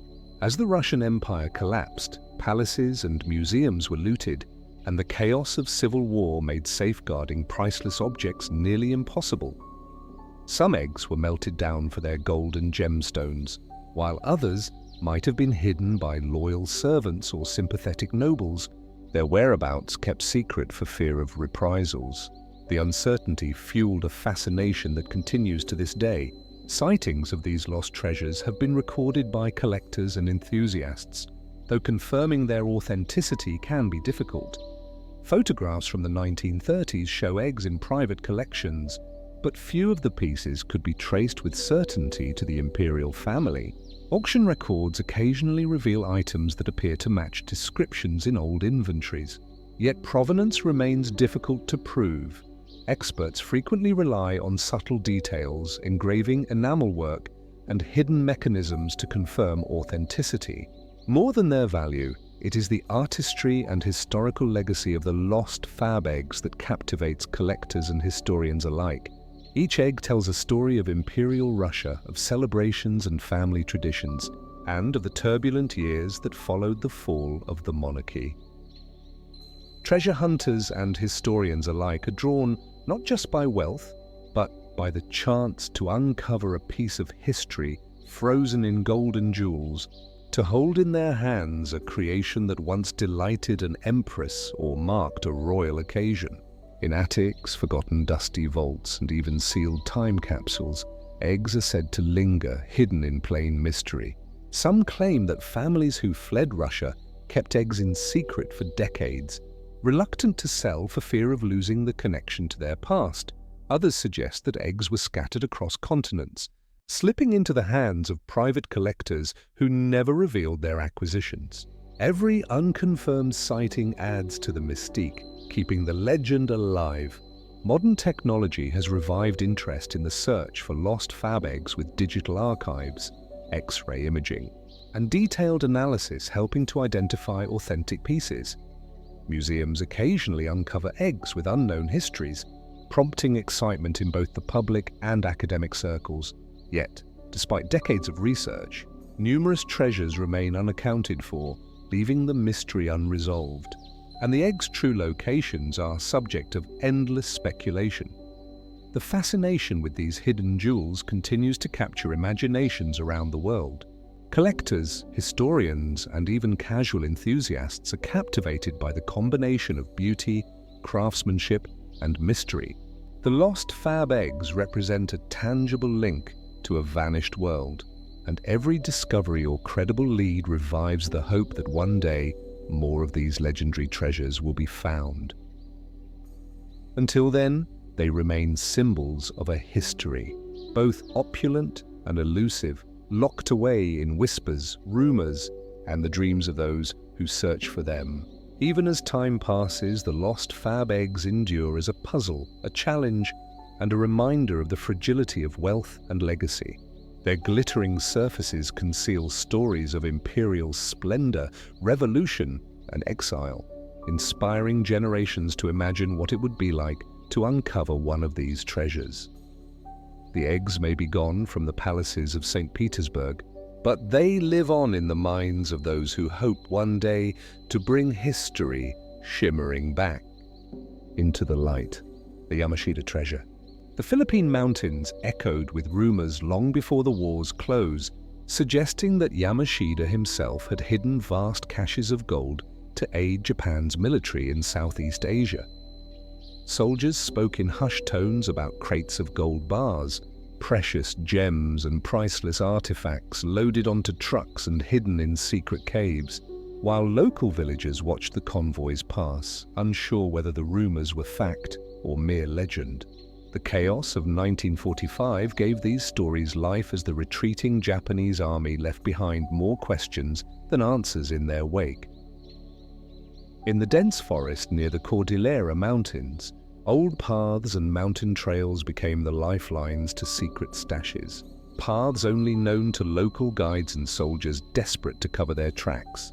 Some of these trails were said to be booby-trapped or marked with symbols that only the Japanese engineers could understand, designed to protect the treasure from prying eyes. Over time, the knowledge of these routes passed orally through families, creating a chain of folklore intertwined with fear, as anyone who stumbled across these hiding places reportedly vanished without a trace.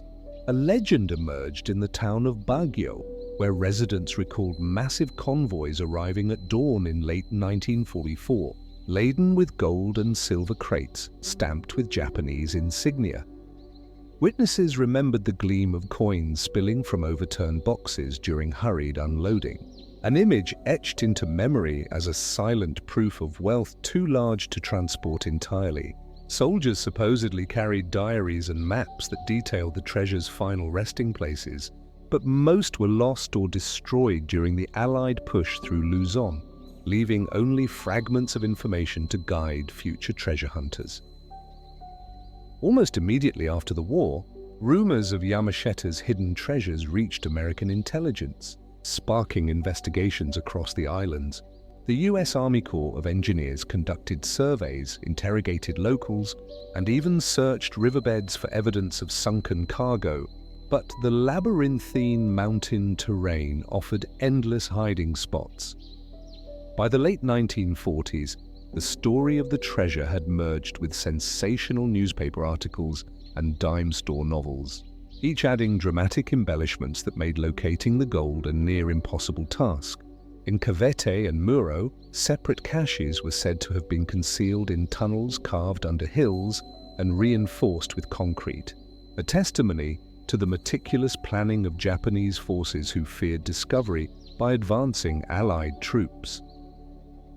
Some survivors recounted hearing the clinking of metal as the last crates were lowered underground, while others claimed to see soldiers burning documents and sketches that mapped out the secret network of tunnels. These accounts varied wildly, yet each added weight to the belief that vast fortunes remained buried, waiting for the daring or the desperate. During the mid-1950s, Filipino treasure hunters began organizing expeditions, often armed with little more than picks, shovels, and crude maps derived from second-hand stories. In the Sierra Madre Mountains, adventurers reported partially collapsed tunnels, rusted tools, and empty crates, sparking both hope and frustration. Government officials occasionally attempted to regulate the searches, citing safety and land ownership concerns, but the allure of untold wealth kept the treasure alive in the public imagination. By the 1970s, interest in the Yamashita treasure reached international audiences, attracting fortune seekers from Japan, the United States, and Europe.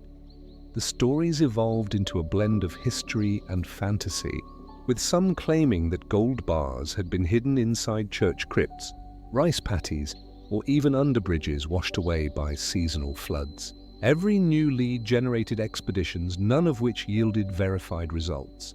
Yet the treasure remained a symbol of wartime mystery, greed, and adventure in equal measure.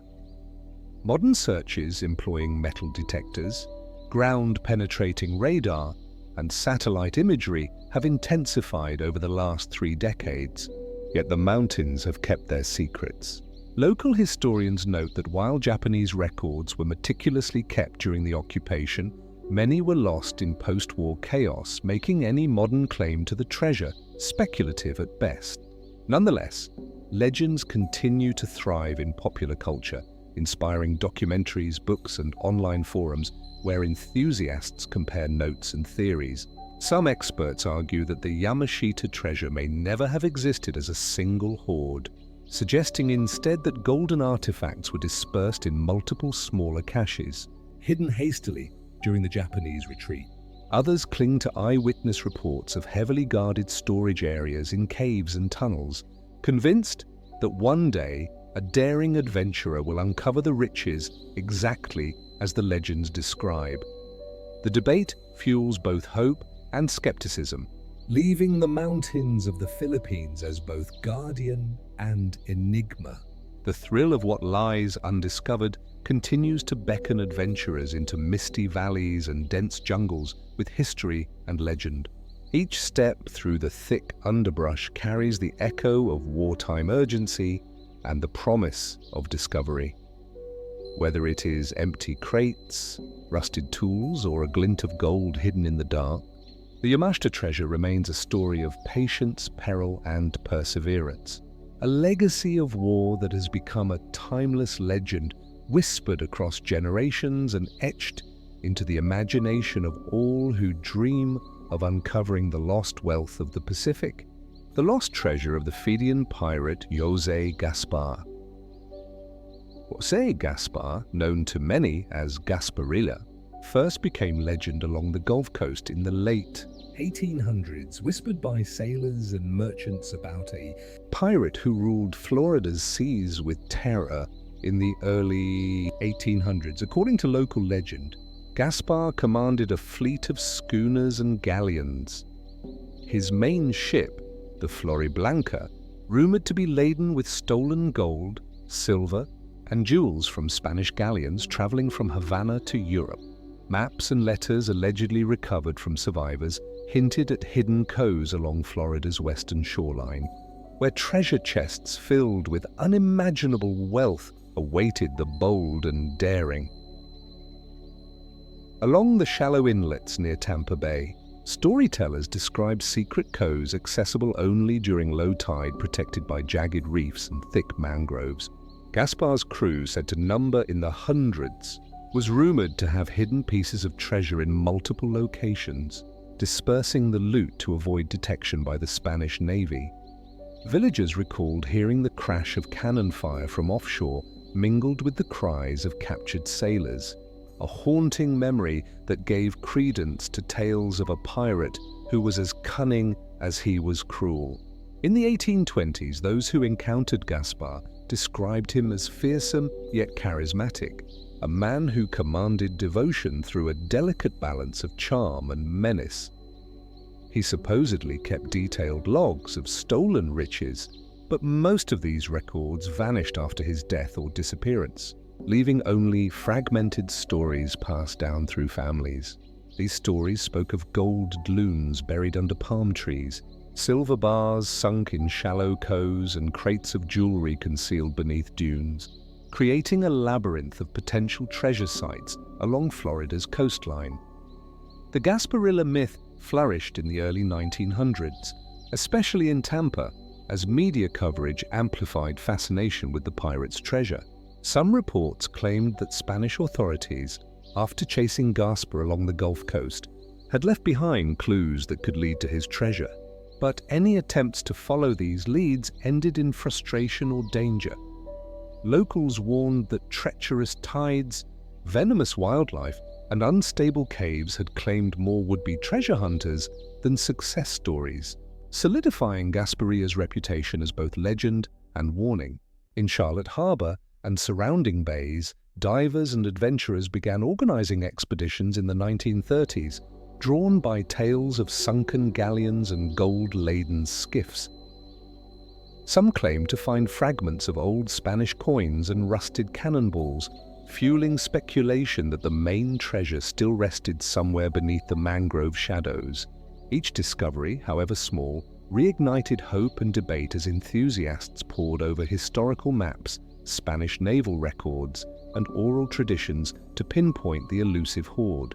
The final chapter of Gaspar's life, according to reports, wove extra layers of enigma into the treasure story. Some said he perished in a violent storm near Gasparilla Island, while others insisted he escaped to the Caribbean with a portion of his wealth, leaving only misleading markers behind to confuse pursuers. In the decades that followed, families along the West Coast swore that old weathered letters and diaries hinted at secret coves where chests were buried beneath thick layers of sand, guarded by traps designed to keep intruders away. During the mid-10th century, amateur historians and thrill-seekers combined forces to explore submerged wrecks near Astorero Bay and Pine Island Sound, hoping to uncover the pirates' treasure before it disappeared entirely. Wooden chests, once thought to contain gold, often yielded only sand and coral. But occasional finds of coins, jewelry, or cannon fragments reinforced the belief that Gaspar's hoard remained hidden. Researchers noted that Spanish and British naval logs sometimes mentioned attacks by a daring pirate fleet, lending some historical weight to what had otherwise seemed purely folkloric. Maps recovered from private collection suggested that Gaspar used complex codes and natural landmarks to mark the treasure's location, including large oak trees, unusual rock formations, and small tidal islands.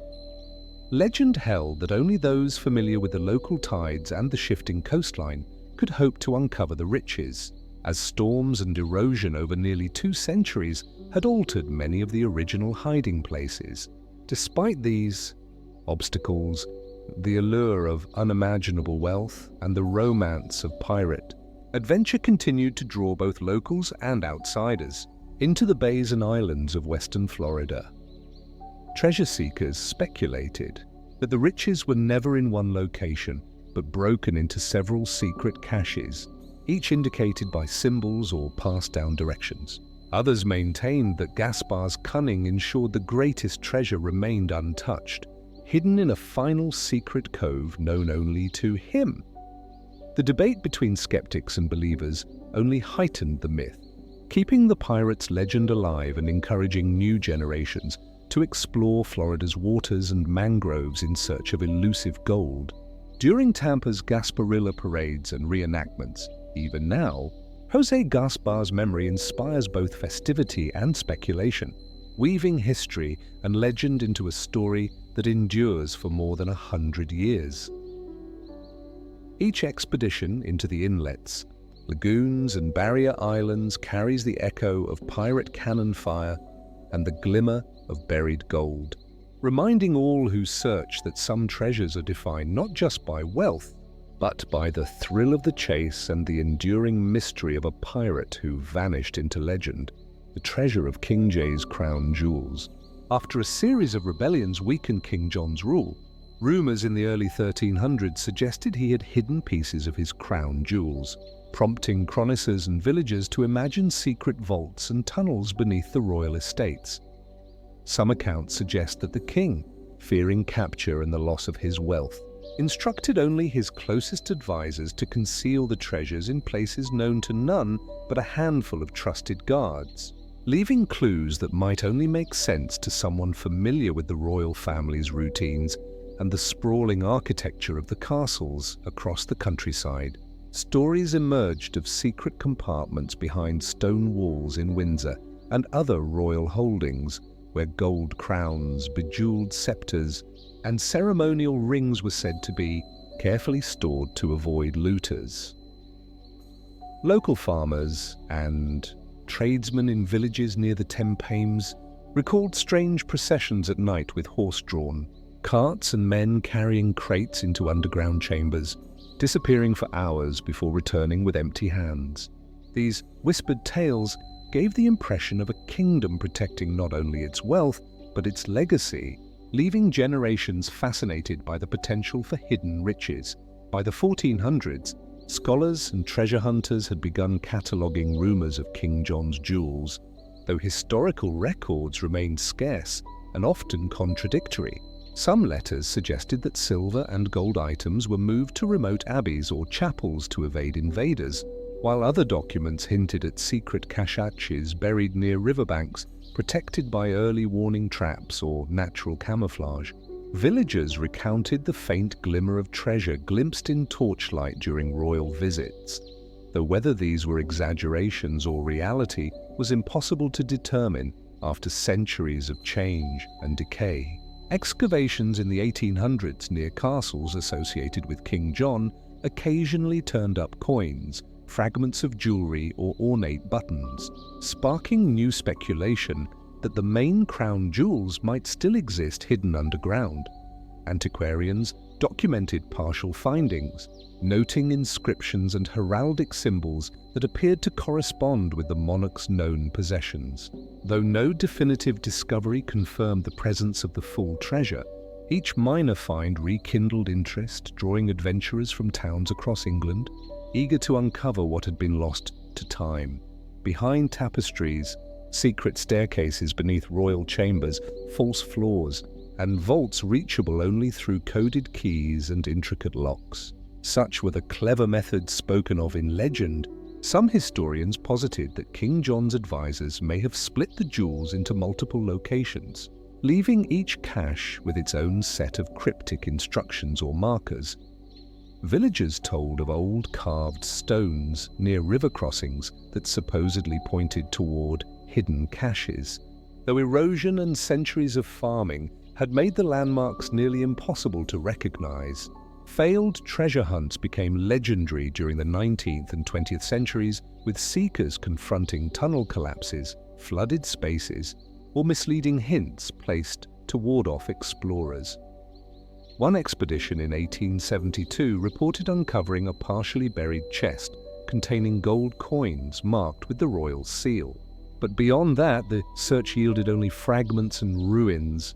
Even as methods improved, the treasure remained elusive, fueling both frustration and excitement among those who believed that King John's riches had been preserved in perfect secrecy. Some documents hinted that the jewels had been moved during the early 1200s to secret locations along the countryside of Hertfordshire and Northamptonshire, with cryptic references to old estates, oak groves and hidden river fords.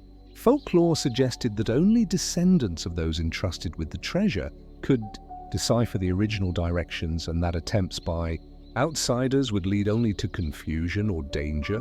Families living near these old estates passed down stories of gold, glinting in moonlight, and strange symbols carved into stones, preserving hints that might still guide the determined seeker. Private collections in the 20th century revealed maps marked with faint lines and cryptic notes thought to point to certain vaults.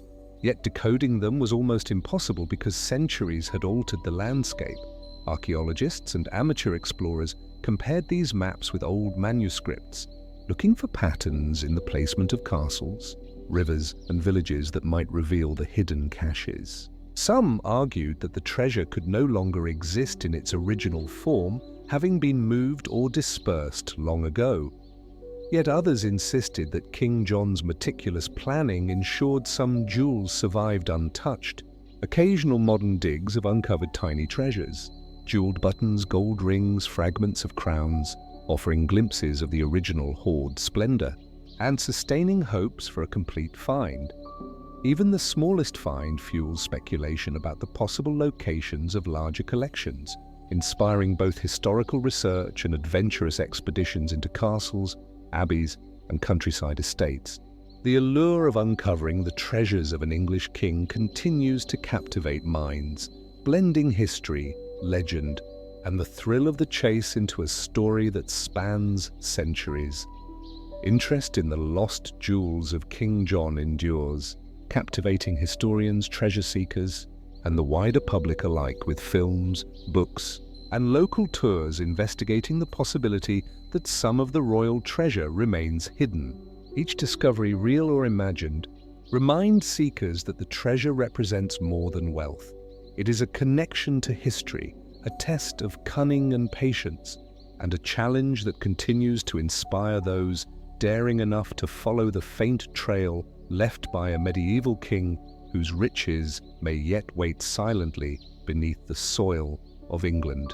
The lost Romanov treasure. With revolution spreading across Russia in 1917, rumors circulated in St. Petersburg that the Romanov family had concealed vast treasures, leaving citizens and loyalists alike to ponder secret rooms and hidden compartments in palaces overtaken by Boloviks. Eyewitnesses later recounted seeing carts loaded with heavy crates moving through the Winter Palace at night, guarded by men who vanished into shadows, suggesting that someone had carefully planned to protect the treasures from confiscation or destruction during the chaos of the revolution. Scattered across the countryside, rumors described hidden caches in forests, underground cellars, and monasteries where priceless fab eggs, ceremonial crowns, and jeweled necklaces were allegedly stashed, often with handwritten notes indicating ownership and value. Locals in villages near Tasco claimed they occasionally glimpsed glittering objects in the glow of lanterns, though decades of change had erased clear evidence, leaving only fragments of memory and whispered legends to guide the curious or daring. In the years following the Romanovs' exile and execution in 1918, treasure hunters and scholars began piecing together accounts from servants, soldiers, and former officials who had witnessed the transportation of valuables. Yet most leads ended in disappointment, with hidden rooms found empty or previously ransacked. Some diaries hinted at coded instructions known only to the royal family, possibly pointing to secret riverbanks, church crypts, or abandoned estates where items could be protected from lutters or political upheaval. The 1930s saw an influx of adventurers and affluent collectors in Russia seeking Romanov treasures with old maps and letters, though many landmarks had shifted through war and urban expansion. One team reportedly unearthed a buried chest near a river in the outskirts of Moscow containing gold coins stamped with imperial insignias. Yet the main collection, including the famous Faber eggs, remained elusive, reinforcing the belief that the treasures had been divided and hidden in multiple locations. Beyond Russia's borders, the Romanovs are said to have secreted documents and treasures, hiding them with loyal families or tucked away in private European estates. Historians speculated that some jewels might have been secretly transported to Paris, London, or even Constantinople during the family's frantic escape plans, leaving a trail that could only be followed through careful study of shipping records, personal letters and diaries of those loyal to the imperial household. Odd markings etched into walls, stones and trees around palaces and river crossings were noted by guides in the 1950s, suggesting hidden treasure might be nearby. Some believed that only descendants of palace guards or trusted aides could interpret these signs correctly, warning outsiders that misleading tracks and natural obstacles could easily deter even the most determined seekers. Despite decades passing, the allure of a lost royal hoard remained irresistible, drawing adventurers with dreams of uncovering the riches that had vanished amidst revolution and bloodshed. Fragments of ceremonial swords, necklaces and rings surfaced during 20th century probes, hinting at the opulence of the original Romanov hoard and suggesting that much was still hidden. Archival research combined with ground excavations sometimes produced promising leads, yet floods, erosion, and decades of neglect often concealed the caches beyond reach. Each minor discovery offered a glimpse into the opulence of the Romanov court and the meticulous care taken to preserve these treasures from looters. Some of the most valuable treasures, including fab eggs adorned with diamonds and imperial crowns, were said to be secreted away in monastery vaults or palace tunnels deliberately kept from discovery. According to legend, tales passed through generations spoke of the intricate planning involved with codes, traps, and secret compartments ensuring that only those with knowledge of the family's private methods could locate the treasures. Villagers often recalled tales from grandparents about seeing glowing lights in remote estates during the revolution, further hinting at the careful concealment of objects of immense value. The majority of the Romanov treasure remains elusive despite intensive searches by 21st century explorers, historians and collectors, inviting ongoing speculation and daring expeditions. Some researchers argue that political upheaval, theft, and secret sales over the decades have dispersed the collection, while others insist that careful planning by the Romanovs means much of it still exists in hidden locations, untouched and waiting for rediscovery. In modern times, fascination with the Romanov treasure persists, not only among historians and hunters of fortune, but also through popular culture, giving rise to books, films, and documentaries blending legend and fact. The treasures represent more than gold and jewels. They embody the vanished world of an imperial family, the chaos of revolution, and the enduring human desire to uncover what was once thought lost forever. Each story of discovery, real or imagined, keeps alive the hope that one day some portion of the Romanovs' magnificent wealth will emerge from its long, secret concealment. The lost treasure of Montezuma. Among the Aztec people, stories circulated long before the Spaniards came, describing Montezuma's vast riches concealed in palaces, temples and hidden chambers glittering with gold, jade, turquoise, and precious feathers collected over years of conquest and tribute. When Hernán Cortés landed on the coast of Veracruz in 1519, tales of the emperor's wealth only grew, with scouts describing cities and temples brimming with riches that seemed almost impossible to imagine, inspiring dreams of fortune among the conquistadors. Along the paths leading to the capital, villagers whispered about secret caches buried beneath pyramids and in sacred groves concealed with intricate rituals and guarded by trusted priests, ensuring that only those who knew the proper rites could approach without incurring spiritual wrath. Early reports from Spanish explorers mention offerings of gold, beads, and intricately carved idols that vanished from sight overnight, suggesting that the Aztecs had mastered the art of hiding their wealth from outsiders while keeping it protected for their rulers.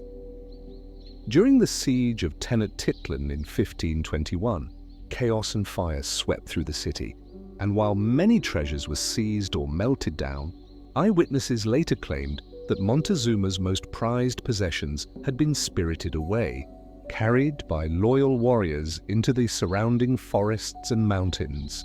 Some stories indicated that the loot included solid gold figurines, ornate jewelry, and laid with emeralds, and ceremonial headdresses covered in quetzal feathers, items so valuable that their disappearance became the subject of endless speculation.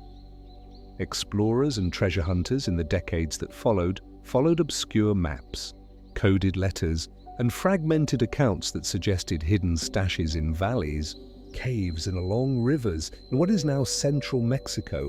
Yet most attempts ended in failure or were thwarted by natural obstacles like sudden floods, rugged terrain, or shifting political boundaries. A few accounts describe entire caravans of silver and gold being lost in mountain passes, while others hint that certain caches were submerged in lakes or concealed in dry wells, leaving clues only to those brave or clever enough to decipher them. Stone-reinforced subterranean chambers beneath the Great Temple, defended by traps and spiritual symbols, were said to be Montezuma's plan to safeguard his riches in case the city fell.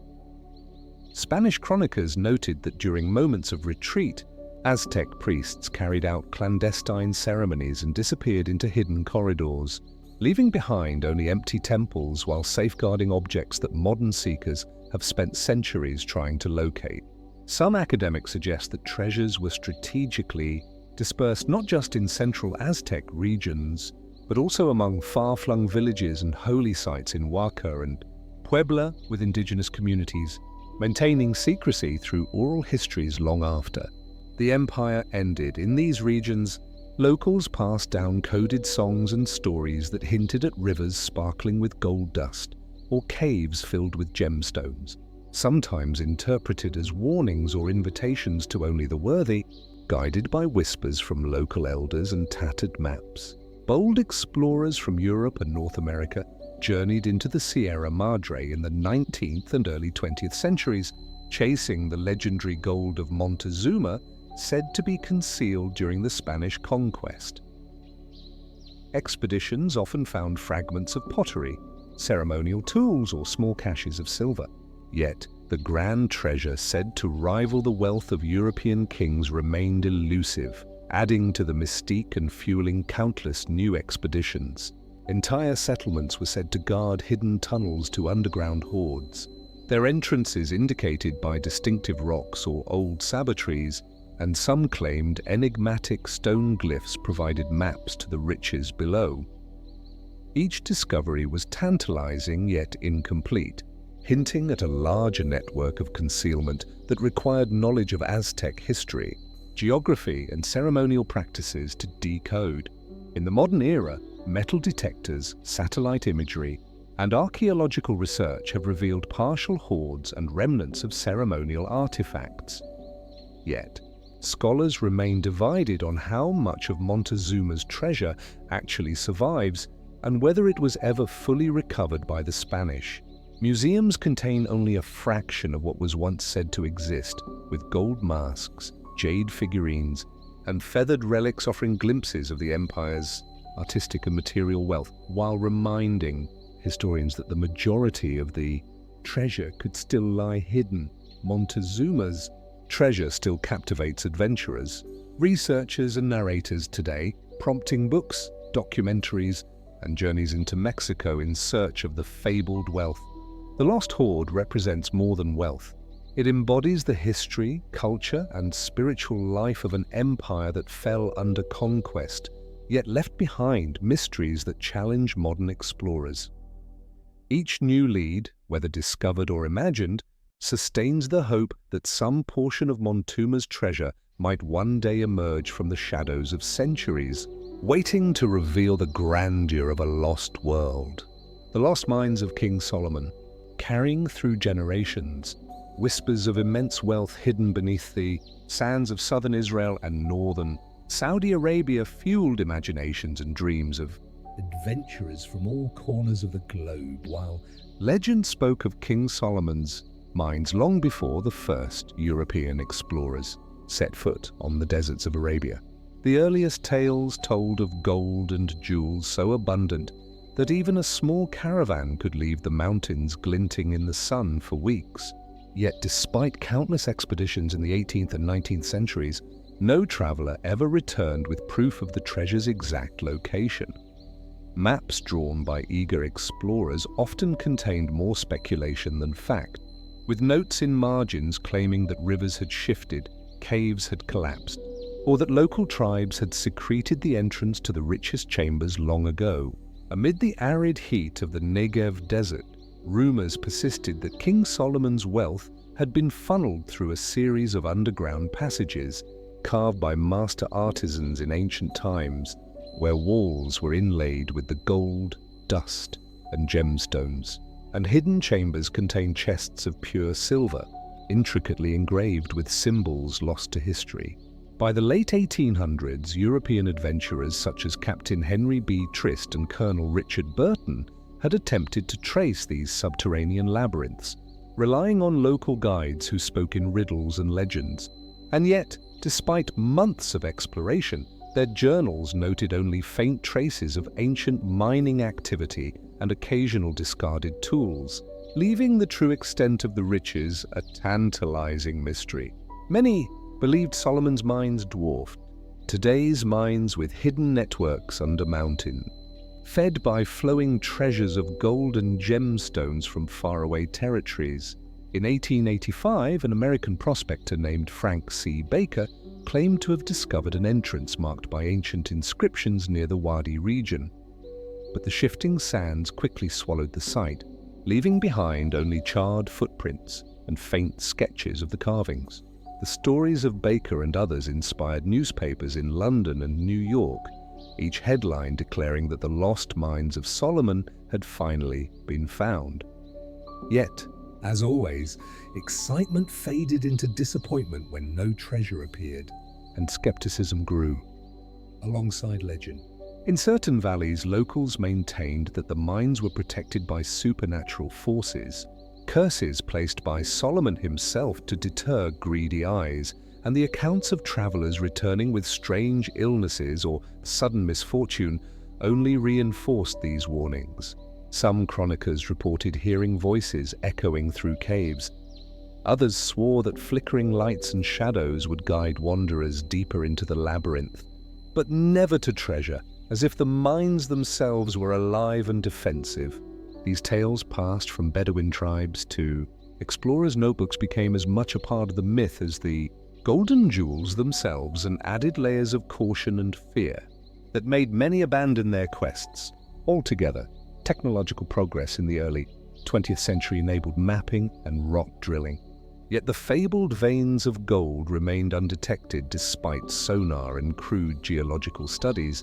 A few audacious expeditions claimed to have found small caches of coins or artifacts bearing Hebrew inscriptions, suggesting a link to Solomon's reign in the 10th century BCE. But these discoveries were often dismissed as remnants of minor operations rather than the legendary mines themselves.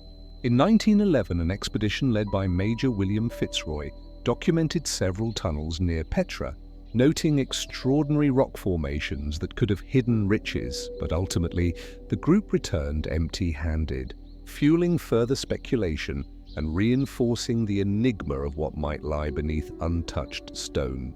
Though trade might explain Solomon's fortune more than hidden mines, the enduring tales of secret rooms filled with gold, sapphires, and diamonds captured European and American imaginations, inspiring stories, movies, and expeditions into deserts, mountains, and subterranean caves across Africa. Researchers today analyze ancient texts and archaeological finds, such as remnants of ancient mining equipment and inscriptions in the Timna Valley, trying to distinguish legend from historical reality. But the true scale of Solomon's treasure remains elusive. Each theory adds new detail. Gold transported from fear vaults beneath Jerusalem, or mines extending into Ethiopia, but each remains unconfirmed, leaving the allure of discovery undiminished. Modern adventurers still chase the dream, equipped with satellites, drones, and metal detectors, scanning deserts and hidden valleys where sunlight barely touches the rocky ground. And yet, the mines continue to guard their secrets. Expeditions in the 1990s claimed to have located tunnels with unusual mineral deposits, hinting at gold.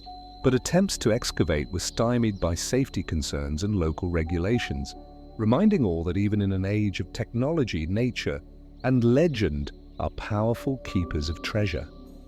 Despite centuries of searching, from camel caravans to helicopters, the lost mines of King Solomon remain a symbol of human ambition, the shimmering promise of wealth, and the enduring mystery that draws explorers to the deserts of the Middle East, where whispers of gold still glint beneath the sands.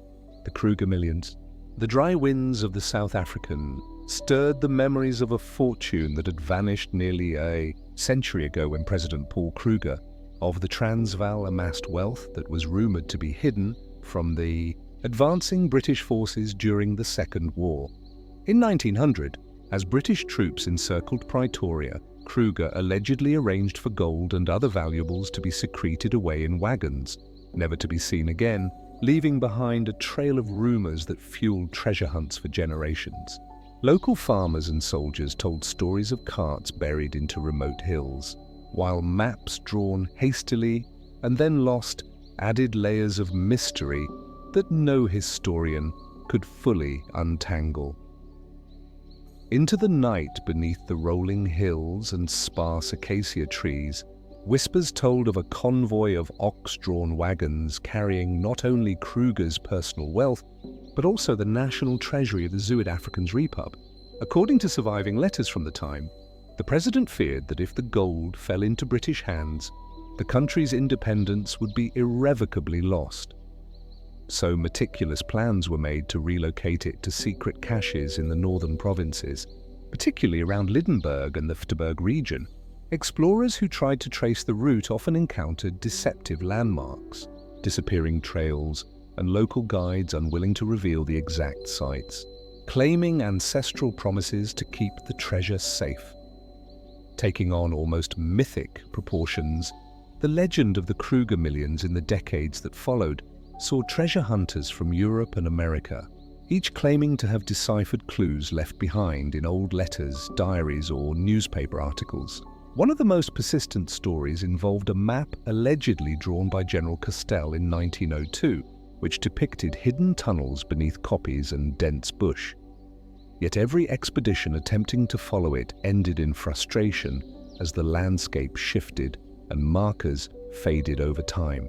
Tales of gold bars found by amateur diggers often turned out to be false alarms, further embedding the idea that the fortune was protected by luck, secrecy, or perhaps some unseen force.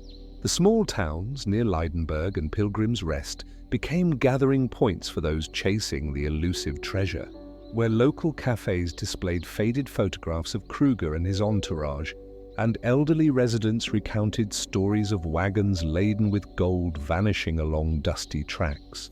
During the 1930s, an American adventurer named Thomas B. Harrison claimed to have uncovered a hidden cache near a dry riverbed outside Lydenburg, but the gold reportedly disappeared overnight, leaving him with only accounts of its discovery and renewed speculation among treasure seekers. Each story added new layers to the legend, intertwining fact and fiction so tightly that separating them became nearly impossible. Many researchers also point to the role of South African railways in the disappearance of the Krugerians, noting that wagons carrying gold may have been transferred to trains under strict secrecy only to vanish en route. Archival records from 1900 mentioned sudden routing of freight and unexplained delays, fueling speculation that some gold was moved to remote depots in Limpopo or in Mpumalanga. Eyewitnesses later recalled seeing heavily guarded trains stopped overnight in isolated stations, suggesting that portions of the fortune were never buried, but rather concealed in abandoned rail yards, lost as railway lines shifted or were dismantled in the decades that followed. Financial records from the Kruger era hint that some treasure may have been sent abroad or crafted into jewelry, casting doubt on the idea that the entire hoard was kept in South Africa. Additionally, historians have uncovered references to coded messages in newspapers and private correspondence, implying that clues to the treasure's location might have been deliberately scattered to mislead potential seekers. Dusty journals from former Boer fighters suggested that the treasure had been split into multiple locations to prevent total loss, making it even more difficult for anyone to retrieve the full haul. Some accounts mentioned that gold ingots were concealed under rocks in remote valleys, while other portions were said to have been buried near the banks of the Olifants River, often marked with crude stone cans that have since been disturbed by wildlife and human activity. The meticulous care in hiding the treasure suggests that Kruger and his associates feared betrayal as much as capture, leaving behind cryptic hints rather than clear directions, which inspired treasure hunters to rely on intuition and guesswork for decades. Yet even metal detectors and excavation teams failed to uncover anything substantial. By the mid-10th century, modern equipment allowed for more organized searches, reinforcing the belief that the Kruger millions were either gone or well protected. In 1963, a group of geologists and amateur historians attempted to locate rumored tunnels in the Waterberg Mountains, noting peculiar rock formations and traces of wagon tracks. But no cache was ever recovered. Newspapers sensationalized each claim, fueling a cycle of hope and disappointment that continued to attract adventurers from around the globe, each eager to be the one to finally unearth the fabled fortune. Anyone who disturbed it without understanding its history would suffer misfortune. Local folklore also tells of warnings placed by the BO, claiming the treasure was guarded by spirits of those who perished during the war. Some treasure hunters reported finding strange symbols carved into stones, unexplainable footprints, or even hearing faint voices near abandoned farms, which added an eerie atmosphere to the hunt and made many question whether the gold's absence was due to human intervention or some other worldly protection. Over time, these stories became inseparable from the physical searches, turning the Kruger millions into a legend as much spiritual as material, drawing adventurers with drones, GPS devices, and historical research. Even today, expeditions continue scanning hillsides, valleys, and abandoned homesteads for signs of the missing fortune. Each new attempt revives old rumors, and satellite imagery sometimes reveals unusual formations that inspire fresh theories about hiding places. Yet no gold has ever emerged. The Kruger millions remain a testament to human curiosity, the consequences of war, and the enduring allure of treasure hidden in plain sight. Preserved in memory, legend, and the restless imagination of those who dare to search the South African Ved, the lost treasure of the San Miguel de Arcangel. Once a proud vessel of the Spanish fleet, the San Miguel de Arcangel carried barrels of silver, gold coins, and priceless jewels across its iron-reinforced decks, bound for Europe centuries ago.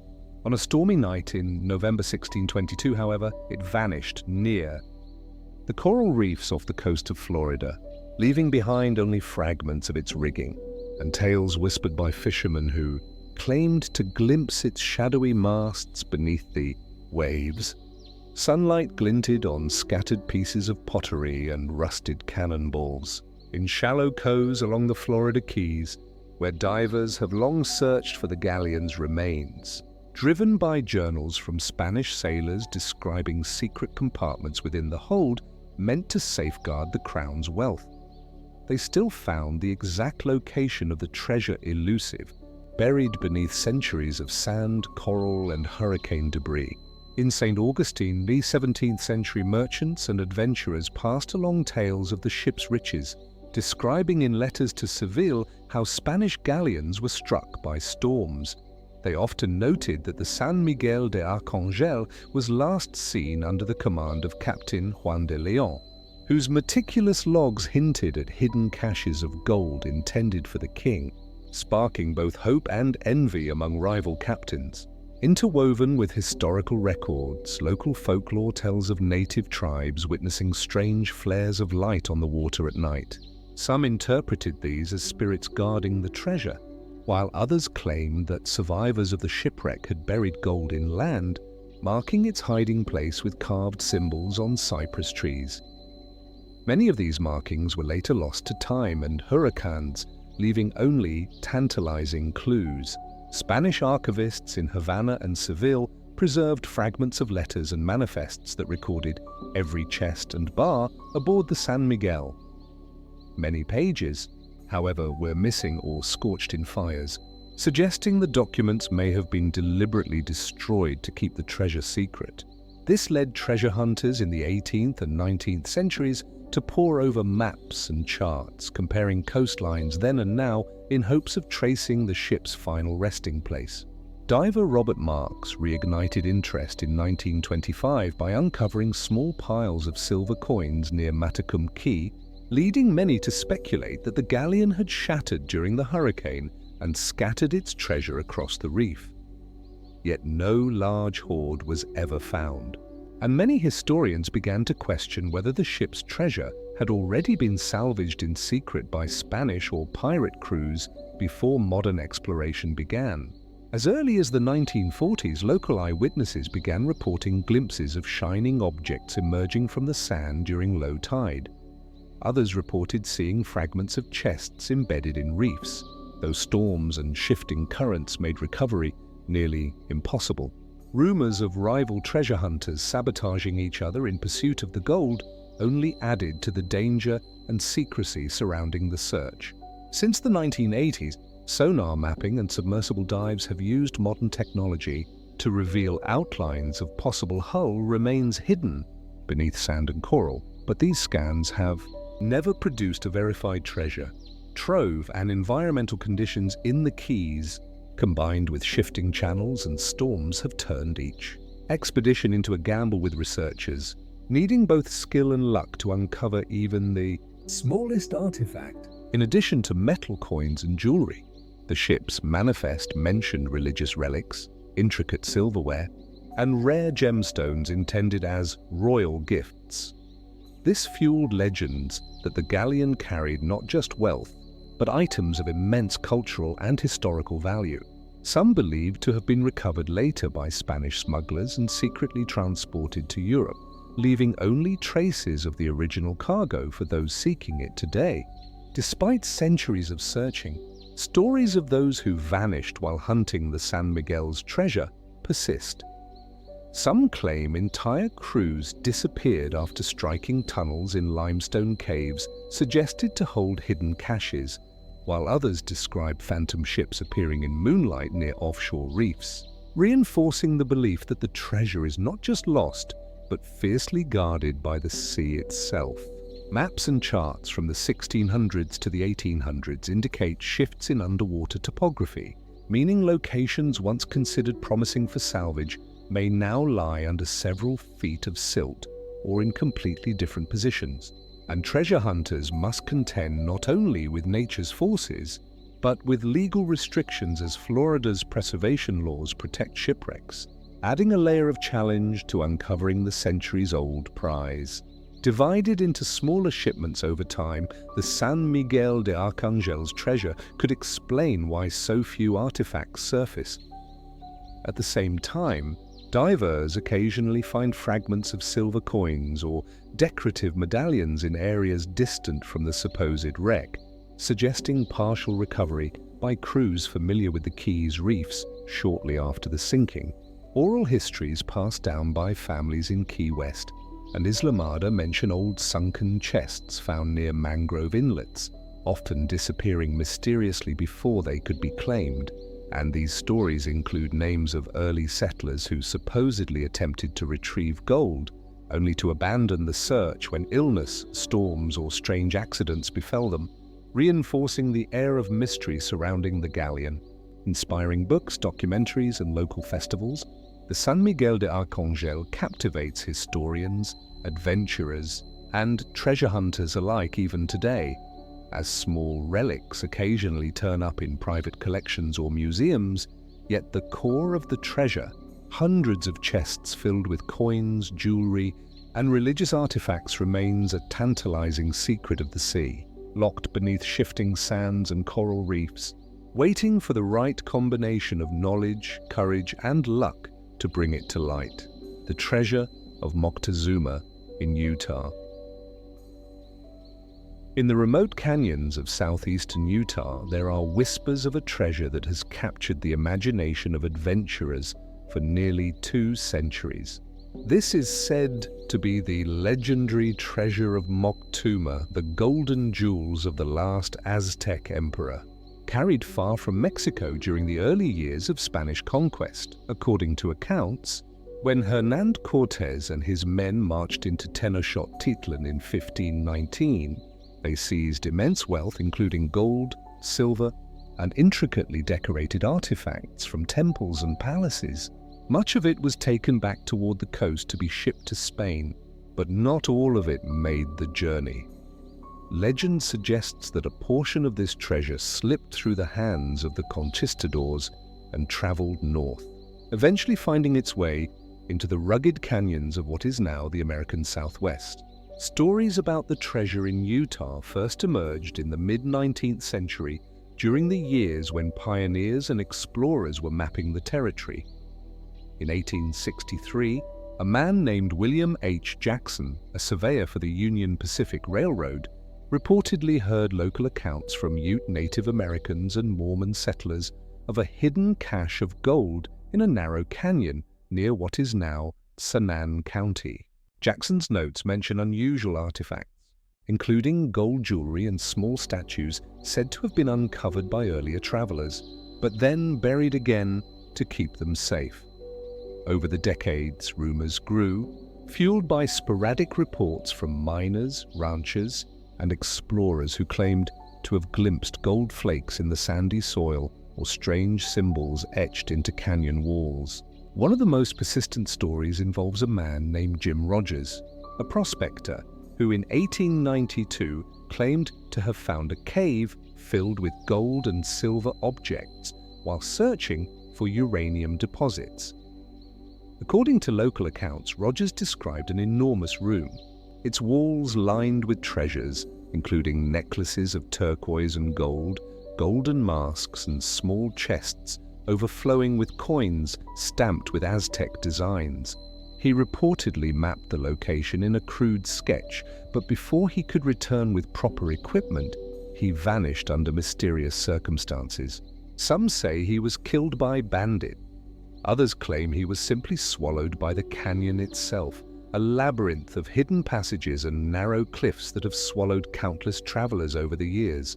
Whatever happened, Rogers' story became the cornerstone of modern searches for Moctezuma's treasure in Utah. The terrain itself is both a blessing and a curse for anyone hoping to locate the treasure.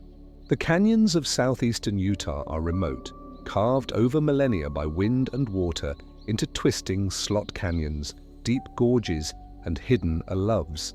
During summer, temperatures can soar above 100° F, and flash floods can sweep through narrow passages with little warning. In winter, snow and ice make access treacherous. It is easy to see why so many explorers have come close to the treasure, or believe they have, without ever finding a definitive trace. Over the years, numerous expeditions have combed the area, from small groups of local adventurers to more organized searches with maps and digging equipment. Yet, none have ever produced verified artifacts tied to Moctezuma himself. Despite the lack of tangible evidence, the legend continues to draw interest in part because of the stories told by early settlers and Native Americans. Some versions claim the treasure was carried by Aztec emissaries fleeing Cortés' forces, traveling hundreds of miles north into what is now Utah, guided by a network of rivers and trails. Others suggest the gold was hidden deliberately by Spanish soldiers who feared it might be stolen on the journey to Santa Fe or to the Gulf Coast. Maps thought to be lost have surfaced occasionally, marked with cryptic symbols and references to El Lauro del Idor, fueling speculation that the treasure's location was known at one point, if only to a few. In the 20th century, interest in the treasure grew alongside the American fascination with lost riches.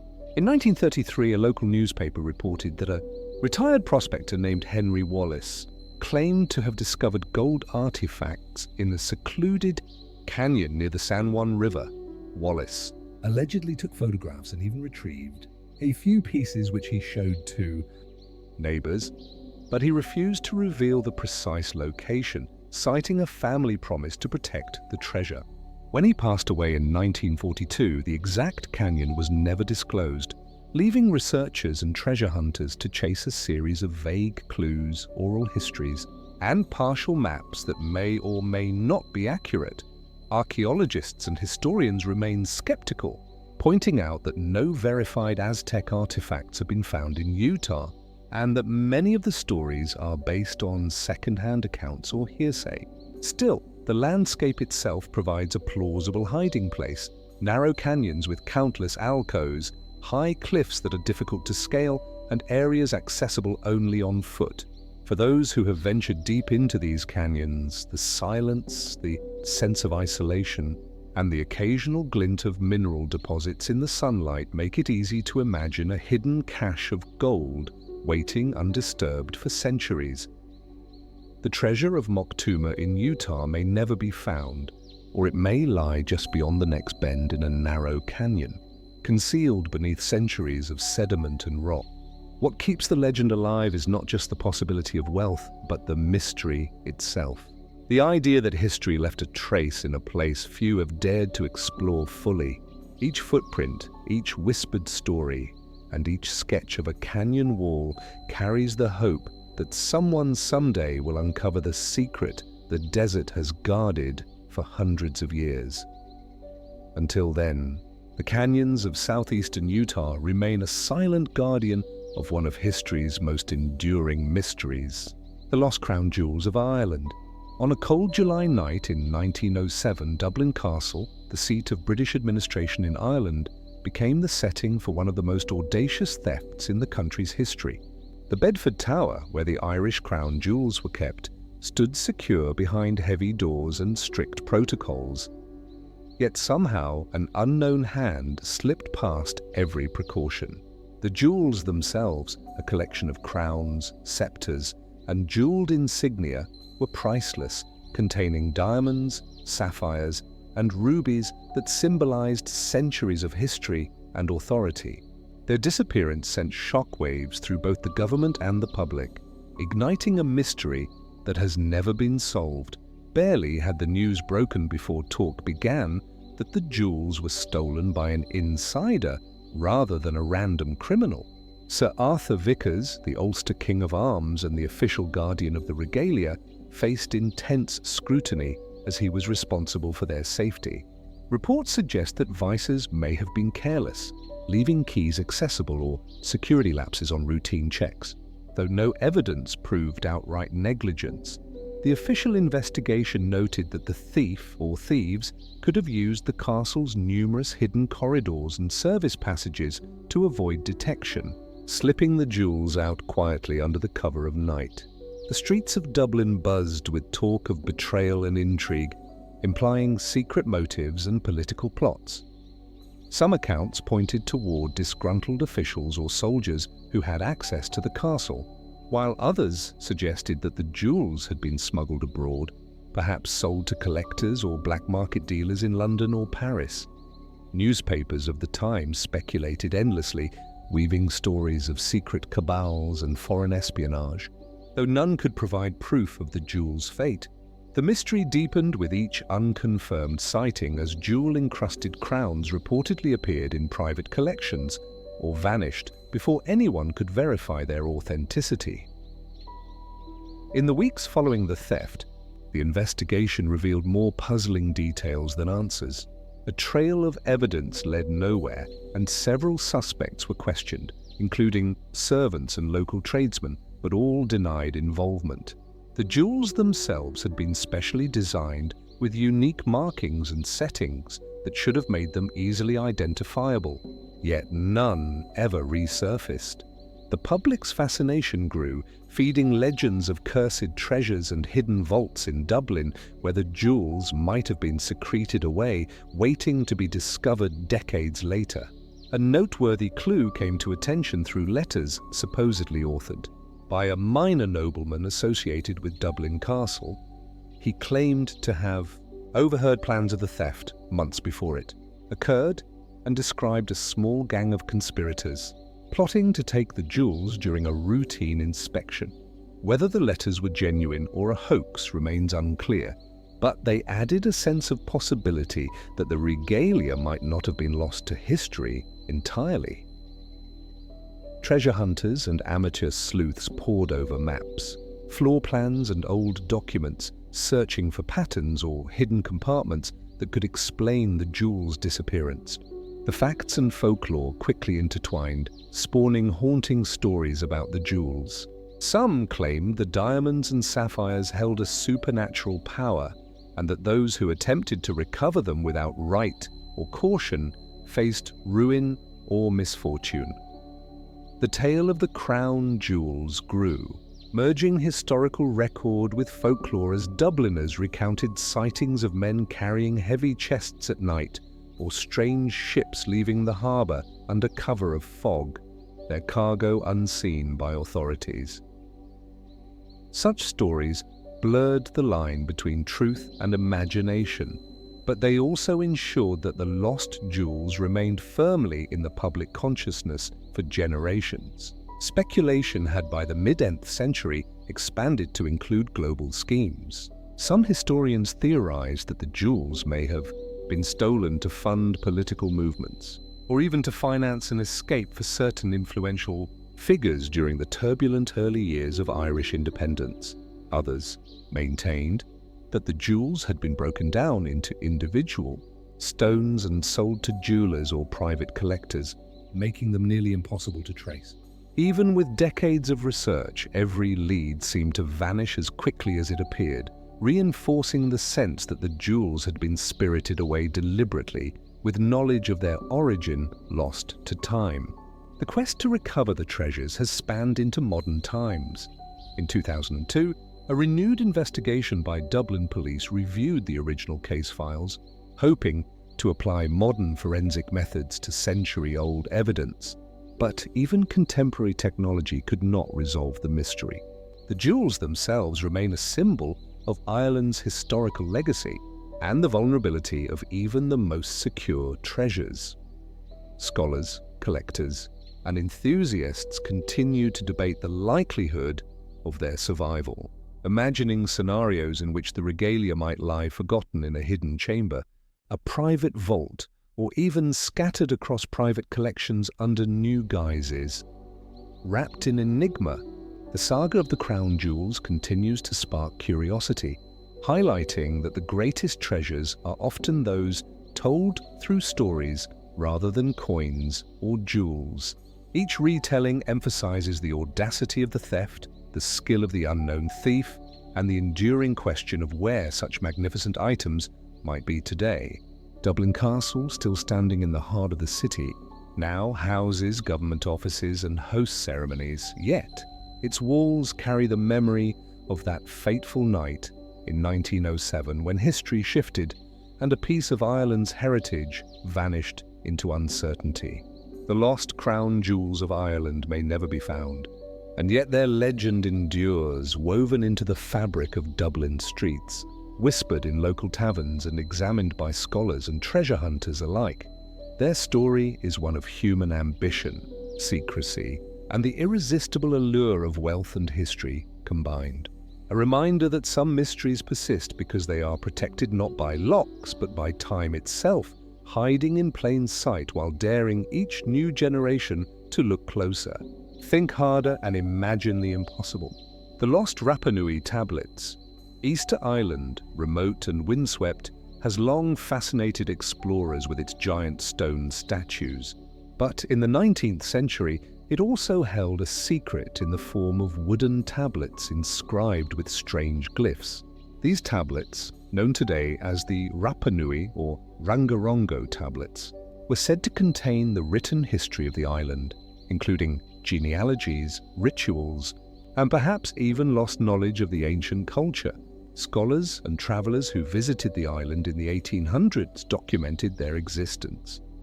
Yet by the late 19th century, most of the tablets had disappeared, leaving behind only fragments and mysterious accounts. A French missionary named Father Eugene Arad visited the island in the 1860s and described seeing wooden boards carved with symbols that no one could read. He noted that some were kept in private homes while others were stored in communal buildings. But even then, islanders treated the tablets with caution, suggesting they held sacred knowledge. Auld managed to copy a few symbols in his journals, providing the first glimpses into Rangarongo. Yet he warned that the full meaning was a puzzle that would challenge anyone who tried to decode it. By the time collectors and scientists arrived decades later, the situation had changed dramatically. By 1868, the arrival of foreign ships and traders on Easter Island had begun to disrupt local life in profound ways. Diseases brought from Europe and South America devastated the population, killing perhaps half of the islanders, and cultural knowledge began to vanish along with the elders who carried it. Many of the wooden tablets were reportedly burned or used as firewood during this time, either for warmth or as part of new religious practices introduced by missionaries. Others were stolen or taken abroad, ending up in museums, private collections, or simply lost during transit. Few concrete records exist of their journeys, and today only a handful of the original tablets remain scattered across institutions around the world. An English adventurer, William Thompson, is said to have taken several tablets in the 1870s, shipping them to Europe under the environmental and human impact. Earthquakes, floods, and human construction projects have transformed the landscape, complicating the search. Yet, the idea that even fragments of the Visigothic hoard might still survive fuels continued investigation. Each clue, whether an ancient coin, a buried stone, or a curious document, reignites hope that something tangible can be connected to Alaric's legendary wealth, bridging the gap between myth and material history. The legendary treasure of Alaric stands as a symbol of the turbulent collision between the declining Roman Empire and the ascending migratory peoples of late antiquity. It embodies both conquest and cultural transformation, offering a tangible link to an era of upheaval and ambition.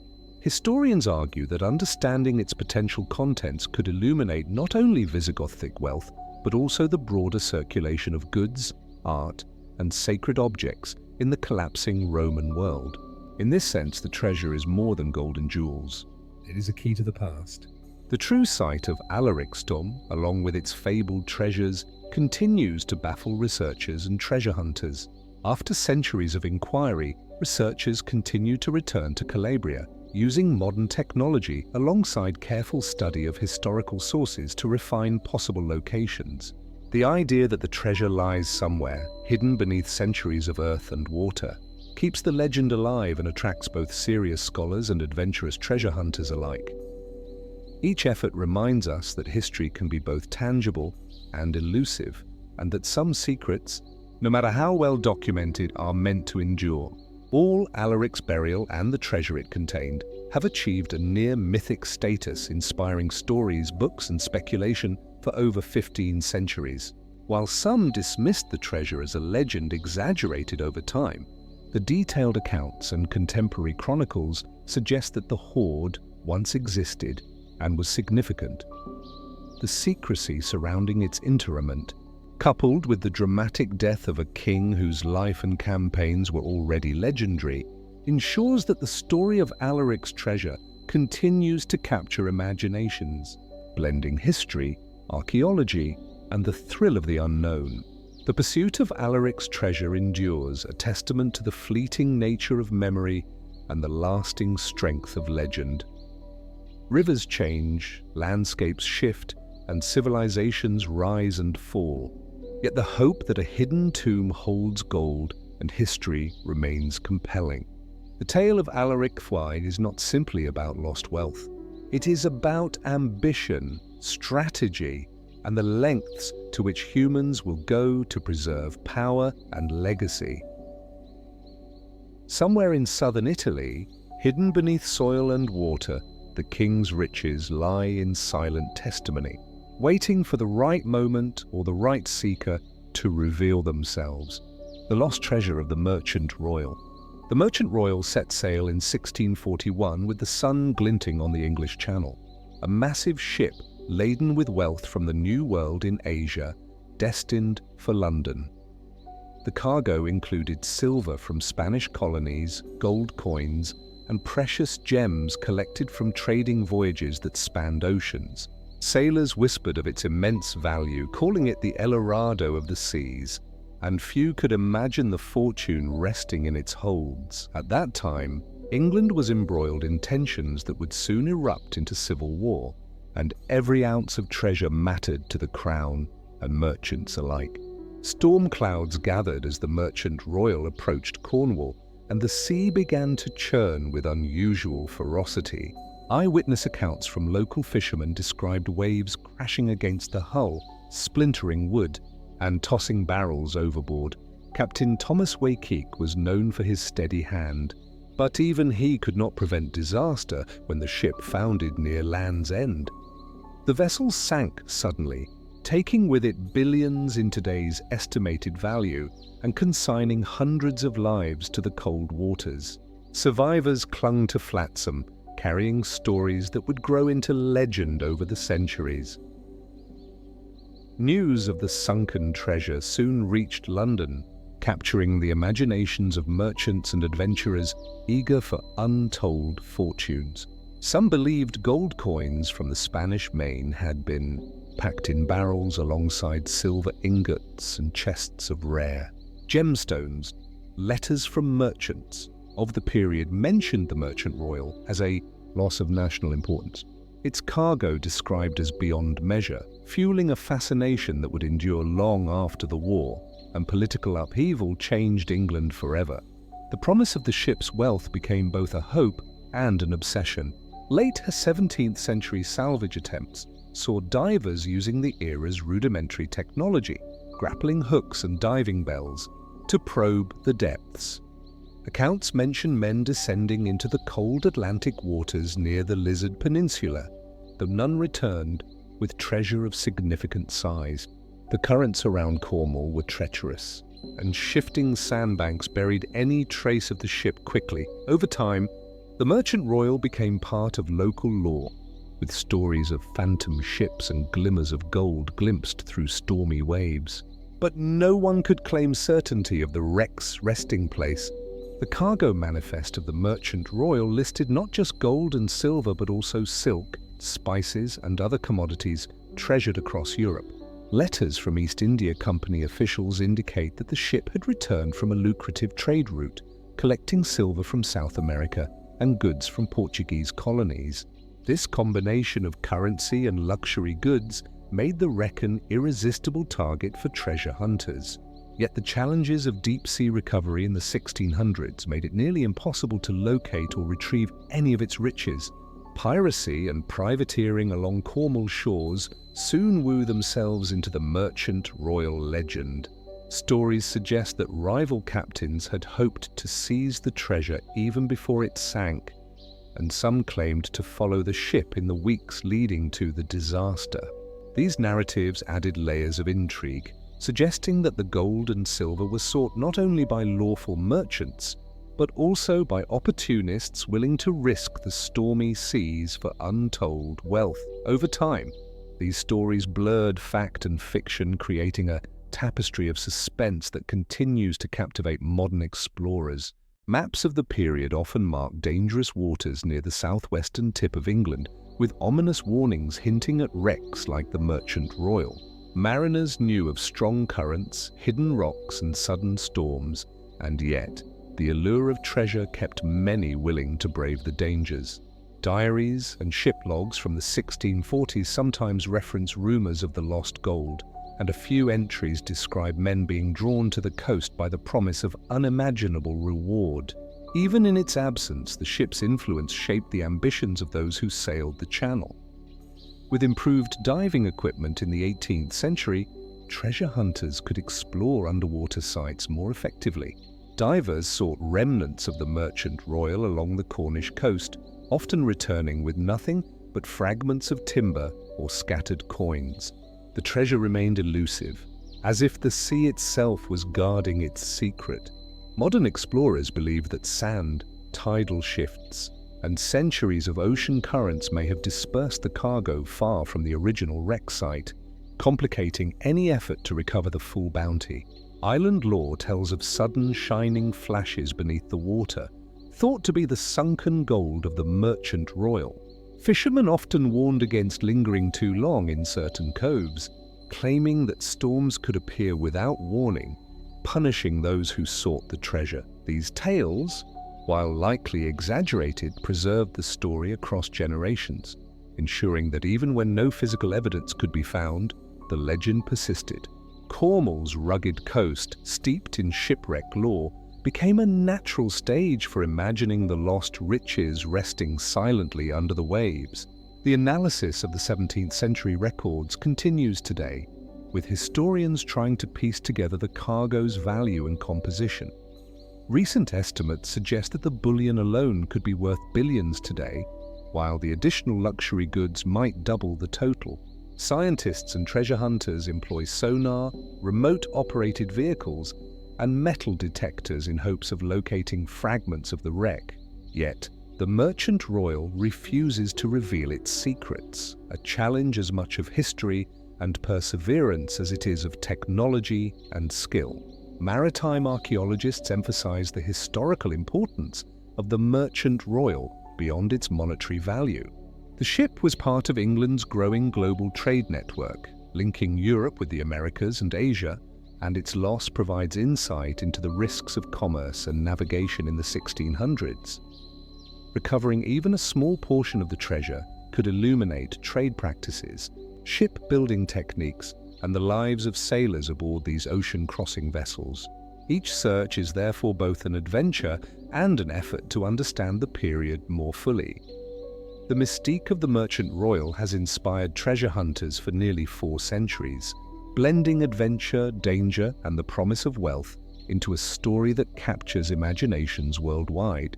Books, documentaries, and local tales keep the ship alive in memory, and every new expedition rekindles hope that the El Dorado of the seas may one day be found.